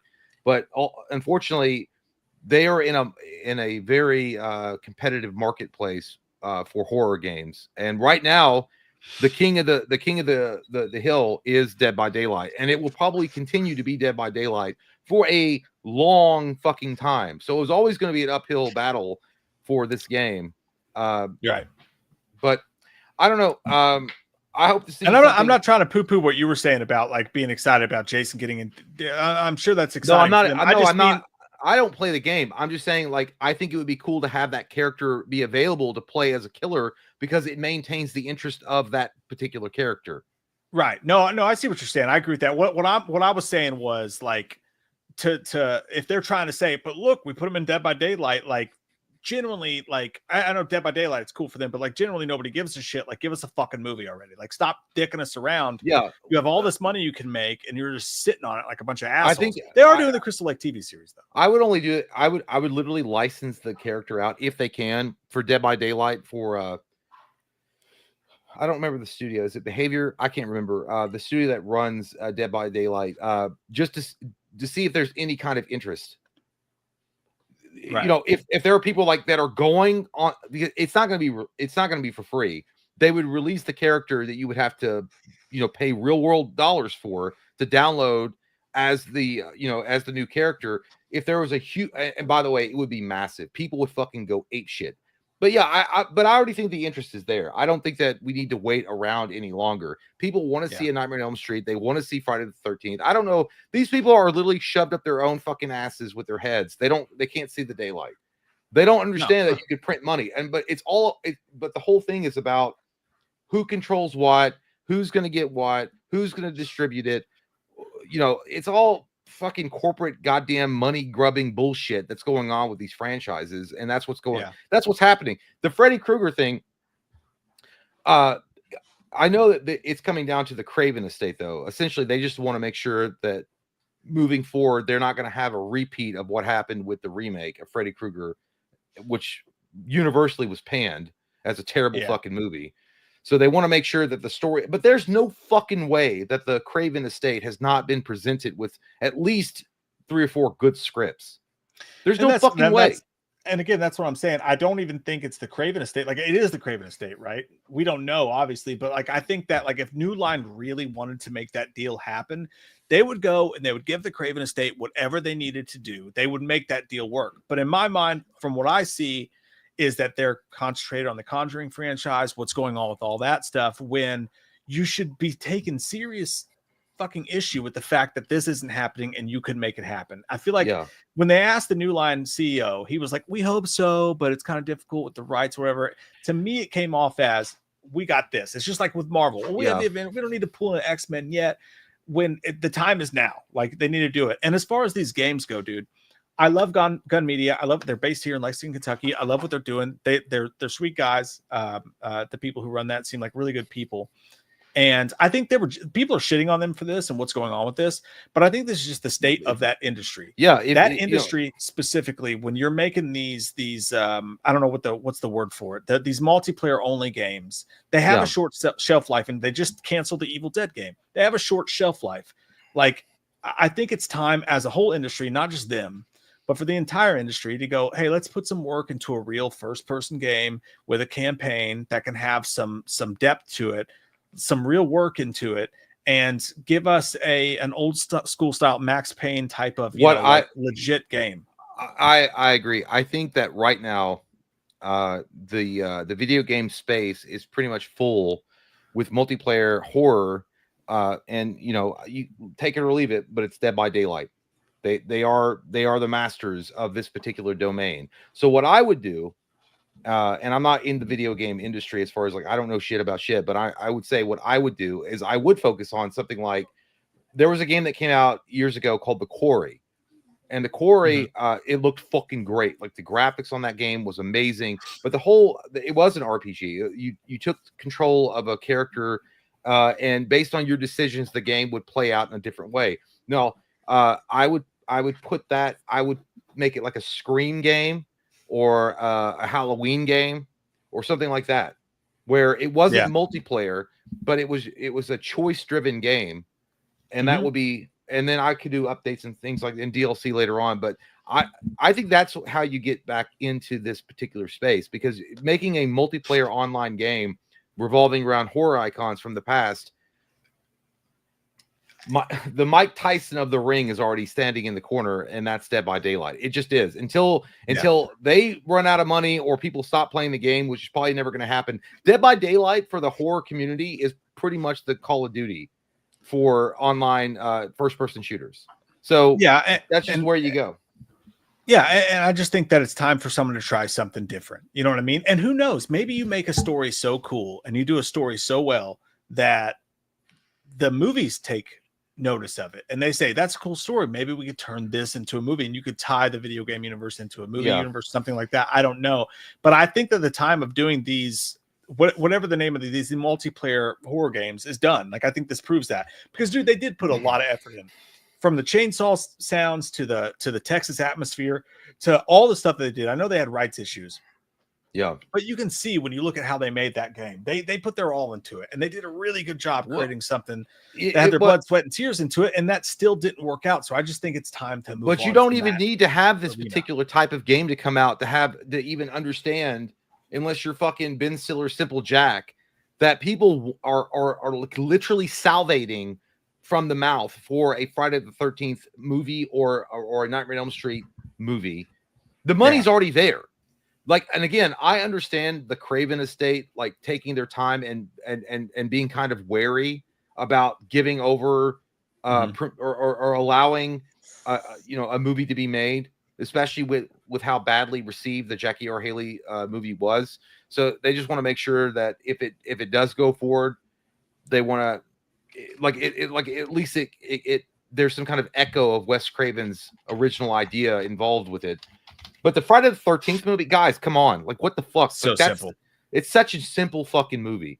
It's so easy to tell that story. And I'm not a filmmaker, and neither is Mike, but two dumbasses like us from goddamn Kentucky that love that goddamn KFC bucket chicken could do a fucking hour and a half fucking movie centered around Jason Voorhees. It would not be that hard. It would not be at all. So with that being said, It's so simple. I don't know what's going on with it. With that being said, let's watch the Spider-Man Noir TV spot teaser. Nicolas Cage 2026. I think they said it was going to MGM Plus. Fuck that. Well, I won't be watching it. I guess the old Captain Crunch Seas will be my destination. It's it's a subsidy. I can't do another streaming service. I can't. I just got rid of HBO Max. I've been a loyal customer for them for 3 years, but I was getting charged like $18 a month. Yeah. And I not that great quality programming, and I went to Paramount Plus because I got onto a Star Trek kick. It's tough to keep for $13. Yeah. Paramount Plus. Here's Paramount this. Plus. Have you seen it out there? The city's a mess. The people could use a hero.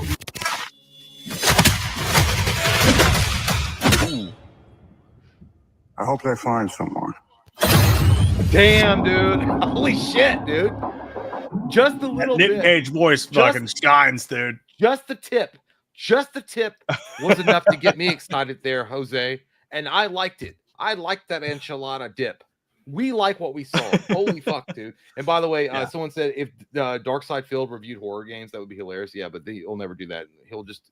Anyway, I'm not going to give him the attention. But yes, that fucking trailer looked awesome as fuck, dude. Holy shit. Yeah, dude. That Nick Cage voice just shines right through. Like that's more exciting to me than any of the Tom Holland fucking MCU shit we've seen in years. Well, we've talked about this before. We've talked about if we've talked about this before, if they did these independent stories, these studios where it was like Red Sun or I don't know, I can never remember the Batman story where he becomes a vampire or Dracula or whatever. And then there's multitudes of different stories that are independent that don't have anything to do with an overarching story. If they would just do a single like one-off type of movie, it would be glorious. And Spider Noir is exactly what we want. Now is this supposed to be silver screen or is it TV? I think someone said it was going to be on TV. It's TV, but and apparently there's going to be an option to watch it in color or in black and white. Which to me, the black and white that's what someone said. Yeah, the black and white's the way to go. 1 second, I must tinkle. Black and white, red and green. I was doing Prince from Batman. That pennant stare, Turlington says. No, that was not Ghost Rider, but it does look like that. That's another character, dude, that Marvel dropped the ball on. What the fuck was going on with that? I mean, I know that people were kind of iffy on Nick Cage as Ghost Rider, but I mean, he kind of nailed it a little bit. But I definitely think it could have been so much more. I think that Ghost Rider.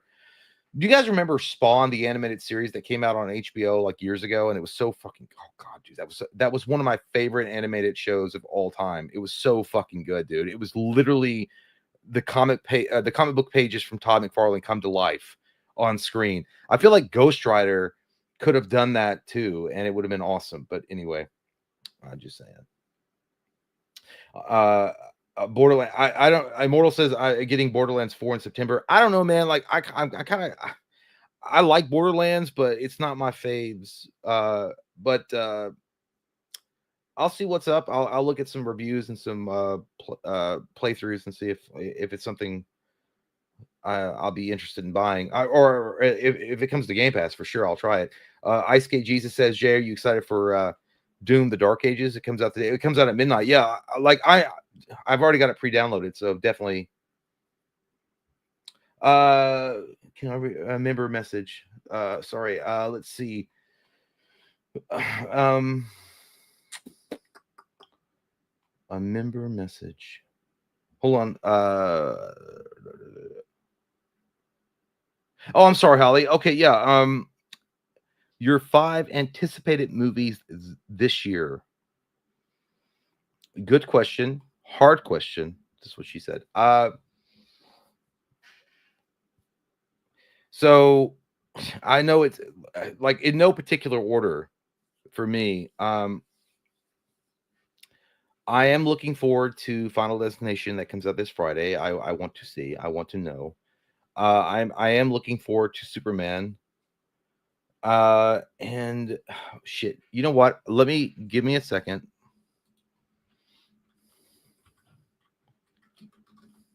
Not 2020. 2020. God damn it. It's so bright. So what? Holly wanted to know our upcoming movies that we're looking forward to for 2025. I answered that earlier. Well, I know. I think you didn't know. I didn't answer it. So I said that the two right away were Final Destination, which is coming out on Friday, which I know it seems like it's trite, but I am looking forward to that movie. And then Superman. But let's see. So it's going to take me a second, Holly. I promise I'm going to answer it, though. Don't you worry. I think I want to say I went with Weapons, Final Destination, Mission Impossible. Oh, okay. Well, you know what? I will say Weapons because that does look pretty good. And I'll be honest with you. I haven't seen the cartoon, but Lilo and Stitch. Just because I found out what it was about, like they go to like different, they go to different Disney of all worlds. things you could have pulled out. I didn't expect that. I swear to God, I like that. Like they go into different like Disney worlds and they hang out. I think that's cool. And then 28 years later, I think that's going to be awesome. Yeah, it's going to be great. And then not giving a fuck really at all about Jurassic World Rebirth, which I know that some people are like, Walt. I'm not. I'm a little more excited about that than I typically would be, just because they're saying they're kind of going to go back to the old ways of Jurassic Park. Yeah, dude. Like, really, I'm looking through this. Like, I mean, it's like the Naked Gun. I mean, it looked kind of funny, but I don't know. It's going to be in my list. It wouldn't be top 5, but I am looking forward to it. And then what do you have here? You've got like Nobody 2. Nobody 1 was pretty dope. Okay, I'm gonna pick this just because it's easy. The Long Walk.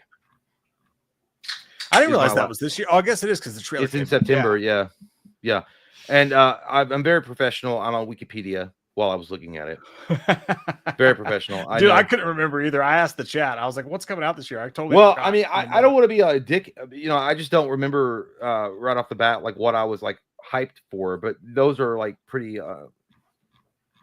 Like I feel like Weapons is going to be really good, dude. I feel like Weapons is going to be a fucked up movie. Yeah, no, Weapons is going to be really good. I think there's some good stuff. Him. Do you know what I want to see? I want to see something like The Guest come out again. You know, like something very like mild, and when you watch the trailer, like I don't know, and then you go and see, it, you're like, what the fuck? That was amazing. I don't think it comes out this year, but Oz Perkins' next movie, Keepers.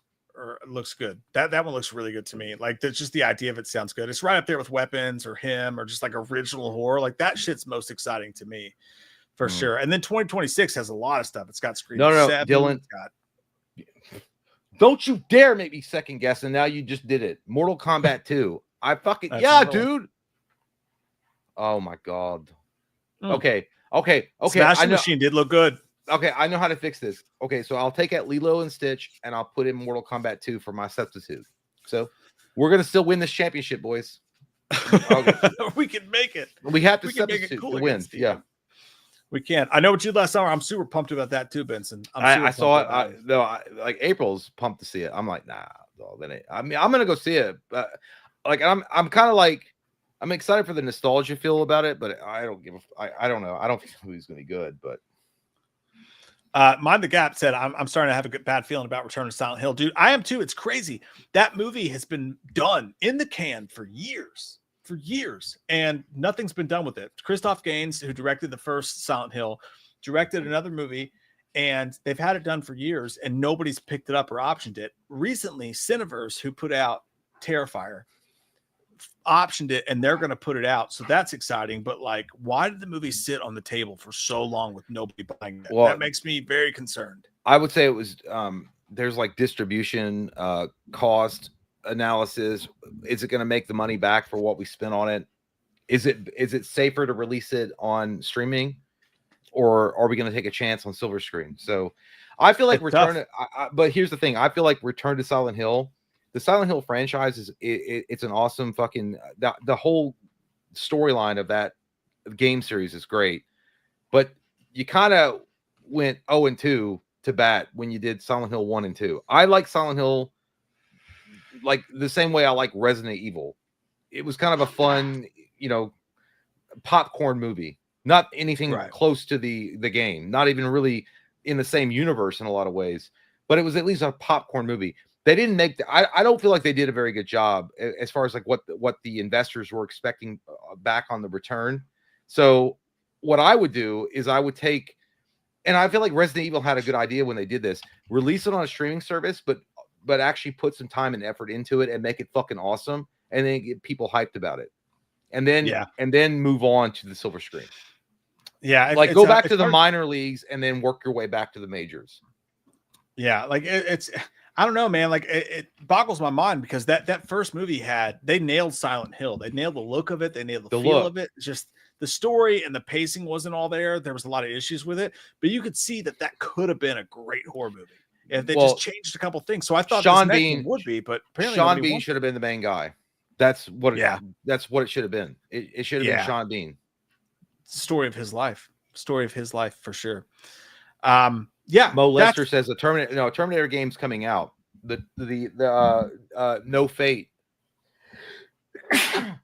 Yeah. Sneeze it. Get it out. No, we're good. This house is clear. No Fate comes. Dude, I sneezed and someone was walking out of the building and they went. It was like that loud. No Fate comes out. It's a 2D platformer that comes out this year. It's gonna be awesome. Thank you, Clinton. Hey, so what's going on with the Doom game? What's your situation? I know you're pumped about the Doom game. I've got it pre-downloaded. Yeah, it's going to come out tomorrow. Oh, so it comes out tomorrow. Mm-hmm. So like what's the situation with that game? How does that go? Do you jump straight into multiplayer? Are you going to play the campaign first? No. I don't do multiplayer. Tell me. I don't do multiplayer on Doom. I just go straight into the game. Dude, you love that game. You would. It's dude, that game is literally designed for you. If you want a game that you can just turn your brain off and just go to work. That's all it is. You just shoot down demons. You fucking butt fuck them with a chainsaw. That's all you do. Let's watch this trailer for it. What's the name of the game? Doom: The Dark Ages. Dude, just watch it. You don't need to be like you don't need to be like a professional gamer to play this thing. Like, no. It's designed for anybody. Anybody can play it. Sean Penn from I Am Sam could play this game and be the top fucking player. You get a fucking shield, dude. Like, oh my god. So I can just jump in and just like just jump in, have a good time. Put on some Tool and fucking have a good time. Is there a multiplayer or is it mainly the campaign? What's the main think there's a multiplayer. No, you don't need but I don't know if there is or not, but just play the single player game. Dude, this is the type of shit that when just watch. Oh, no multiplayer, says Darth. He says there's no multiplayer.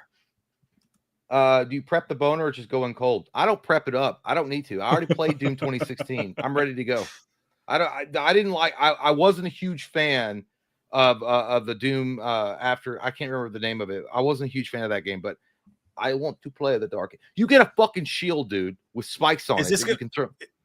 Is this going to be on Game Pass? Or you got to buy it straight up. It's in Game Pass day one. Immediately Game Pass. Mm-hmm. Oh, that's sexy. I like that. Yep. All right, let's watch this trailer. Doom: The Dark Ages. Doom Eternal. Yeah.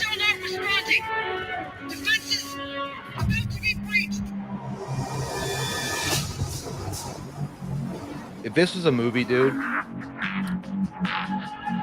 looks better than the Superman trailer. Yeah. You keep on doing it. Targets identified.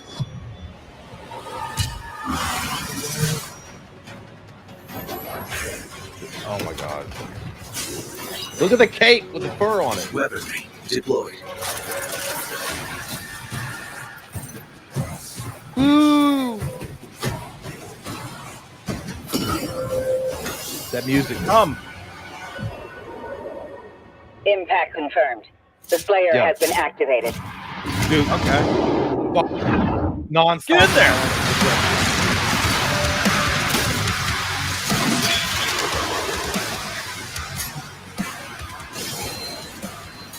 You love this game, dude.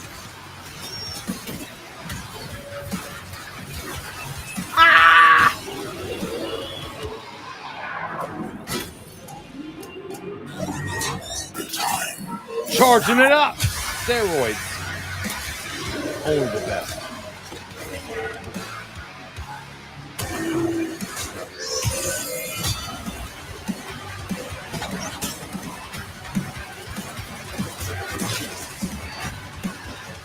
Launch the Slayer.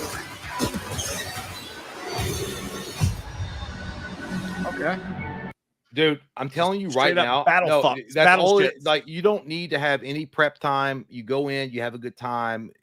It's like a pickup basketball game with and one competition. I like that. You're just That's like, great. hey, it feels good, dude. It feels good. Like, even if you've been out of the FPS circuit for a minute, and you're like, man, I don't know.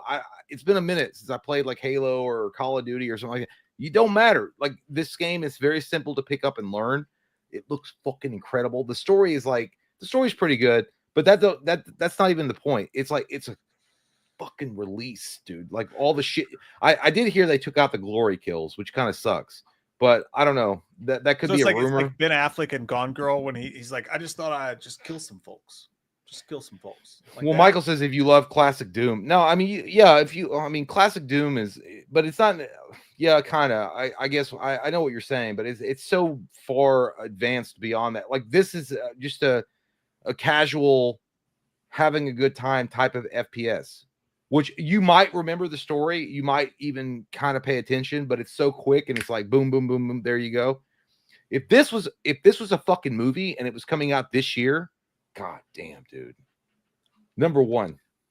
I like it. I like the way it looks. I like the way it feels. Cineroth said you guys should watch In Search of All-American Massacre. It's a documentary about the AAM movie, the sequel to TCM2. It's free. I never even heard of that. That's crazy. Tubi's the best, dude. Tubi is the best. Oh, they have the okay. best shit. I'm not a TCM2 fan, but Tubi's the shit. I didn't know. Alex says still glory kills. Well, I heard they took them out. I don't know. Okay, well, if they're still in there, that's great, dude. I'm like, you can get Doom. You can get all the Doom games right now, except for the originals, I think, on free for Game Pass. It takes literally no time to beat the game. And if you play the first level of Doom 2016, if you play the first level, just the introductory, like getting you used to the game, you'd be like, dude, this is so fucking cool. Because there's no brain power that's needed to fucking play the game. You just kill motherfuckers. Speaking of which, how's Spider-Man going? I've not had a chance to delve deeper in. Again, I'm 15% through the game. It's great. It's amazing. I'm gonna finish it 100% for sure. But it's a great fucking. Are you gonna 100% it? Oh yeah, I'm gonna finish that bitch. That's the story. I mean, you're gonna finish the story, but not actually 100% it, or you're gonna do all the side quests and shit. Oh fuck no, I'm not gonna go that deep into it. But I'm gonna play the shit out of the game because it's fun and it's a good game. I can't imagine trying. But here's the thing: we just watched this. That was the newest trailer we just watched. There's a better trailer for that. For the Doom Dark Ages. If you go on Doom, it don't matter. Never mind. It doesn't matter. I mean, that would sold me to know. Like, it gives you a little bit more of a like an actual story, but it doesn't really matter. Like, here's the problem with Doom. Do you guys remember that abomination they did with The Rock and Carl Urban back in like 20? Never watched it, but the movie is fucking awful. The coolest part of that movie, which by the way, Carl Urban did his best. He did 100% his absolute best with a shitty fucking role. The best part of that movie is when they actually go to the first person, like Hardcore Henry, first person shooter moment. That movie was atrociously bad, but I think the trailer they did for Dark Ages, when they did a little bit of the storyline, I'm like, dude, that's what people want. Like, because the story is so simple. It's so simple. It's in the future, like maybe 300-400 years. We've colonized Mars, and then a group of scientists, researchers discover some old runes on the desert planet. Goddamn runes. And they start researching it. And what they find out is that these fucking Martians at some point have opened up a portal to hell, or they've opened up something that, resembles hell, and they start fucking with it and they open it up. And then the Doom moments happen because the Mars colony is overrun by demons. and you're sent in as the Marine or the Doom guy to go and put it down. That's it. You go to the fucking planet. The researchers, the scientists, the Marines that were there, they're all like possessed, controlled. The actual imps are coming in, and your whole fucking job is to shut that shit down. That sounds like a fucking 1990s action fucking sci-fi awesome movie that they fucked Makes sense up. why much, because Van Dutch says Event Horizon is a better Doom movie minus the Space Marines. Well, yeah. Well, actually, I would argue that the one with Ice Cube, Ghost of Mars. Ghost of Mars. Ghost of Mars was pretty close to Doom too. Motionless Zombie said, "Remember 10 months." Motionless Zombie says, "Hey fellas, did you all see the Future Ruins lineup?" I don't know what that is. Do you? Nope. I don't know that. You know, Future Ruins. That sounds like my bank account. Future Ruins. I don't. Oh no. It's a music festival. That's going to be like Trent Reznor and like all the movie producers, like Demon. Is it Demon? I think I'm saying that right. Goblin. They're doing a big festival where it's just going to be like these crazy movie. I think it's so much. I don't think I would ever like to go to a concert like that. I like to turn that shit on in my headphones when I'm getting my writing done, because that like kind of when I go to a music festival, like I need lyrics and shit like that. But it's cool as fuck that they're doing that. It's cool as fuck. JT Custom says, I played the Dead Space remake last year. It was really good. It was good. And that's another film that should be made into a movie, which they haven't done. I don't get these. I don't get these studios, man. I just don't get it. Like, get fucking Ridley Scott and adapt that goddamn game to a movie. Yep. I don't know. Yep. It's so simple. Just like Alien Isolation was dope. But like again, but this is kind of a different topic. But how dope was Alien Isolation? What if you did a Halloween game with that same idea and you did a first person Halloween? You have to walk through the house. You have to try to find Michael, whatever it is. Scream, Hellraiser. What I would do, here's the thing. I all you got to do is take the formula that they used in the Quarry, and I mentioned that before, which is all decision based, which I think it would work really well for something like a Scream game. Because in the whole idea behind Scream is like, who's the killer, and figuring out their motivations before they kill you, or not even before they kill, not their motive, but just who the fuck they are. And you make choices based on some, you would have to seek, clues out and figure things out. And then, dude, there's so many options for horror games. There's so many options for these legendary IPs that they could use, but they're just focused in on like how can we make money off of DLC and bullshit like that. Exactly. Yeah. Van Dutch said apparently there's talk of James Wan doing a Dead Space film. Perfect. I'd be fun with that. I think I'd be fun with that. That'd be awesome, dude. That'd be awesome. And speaking of rocking and doing stuff with your fingers and your butts and all that stuff that men like to do when they're alone together, Jay and I are getting together on Saturday. Yes, we got the house to ourselves. We're going to be doing commentaries for Heretic. We're going to be doing commentaries for Disturbia, and we're going to do a commentary for a movie called House of Wax. And those are all going to be on the Patreon. The 2003 one, right? Yeah, the remake. Not the original one, yeah. No, not the original, the remake, which is, I think, 15 years old this week. But we're going to be doing commentaries for all those movies, and we're going to be doing our Final Destination spoiler review, which is all going to be there and on Patreon or whatever. So make sure you guys check that out in the link below. But apart from that, thanks for hanging out with us tonight, guys. Yeah, man. This has been fun. Had a good time. Great conversations. Fun. It's going to be great moving forward. And it was a good Wednesday. We had a good Wednesday. Look at my bald spot, dude. It looks really bad in the light. It's really fucking bright. I know. Look at that shit. I just covered it up. No, just let me cover it up a little bit. No, it's fine. It's cover it up. Look like LeBron James. There's a light above my head. It makes it worse. No, it's gonna be good. Yeah. If you guys don't know, like Mike mentioned, get on Patreon if you can.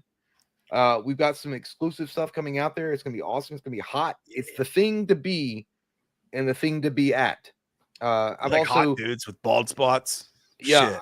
I got one. I got a receding hair. I look like Count Chocula with my Jace fucking the receding front, hair. I'm the back. Together, we're double dragon. Yeah, yeah, that's what it is. And then Mission Impossible: The Final Reckoning is coming out next week.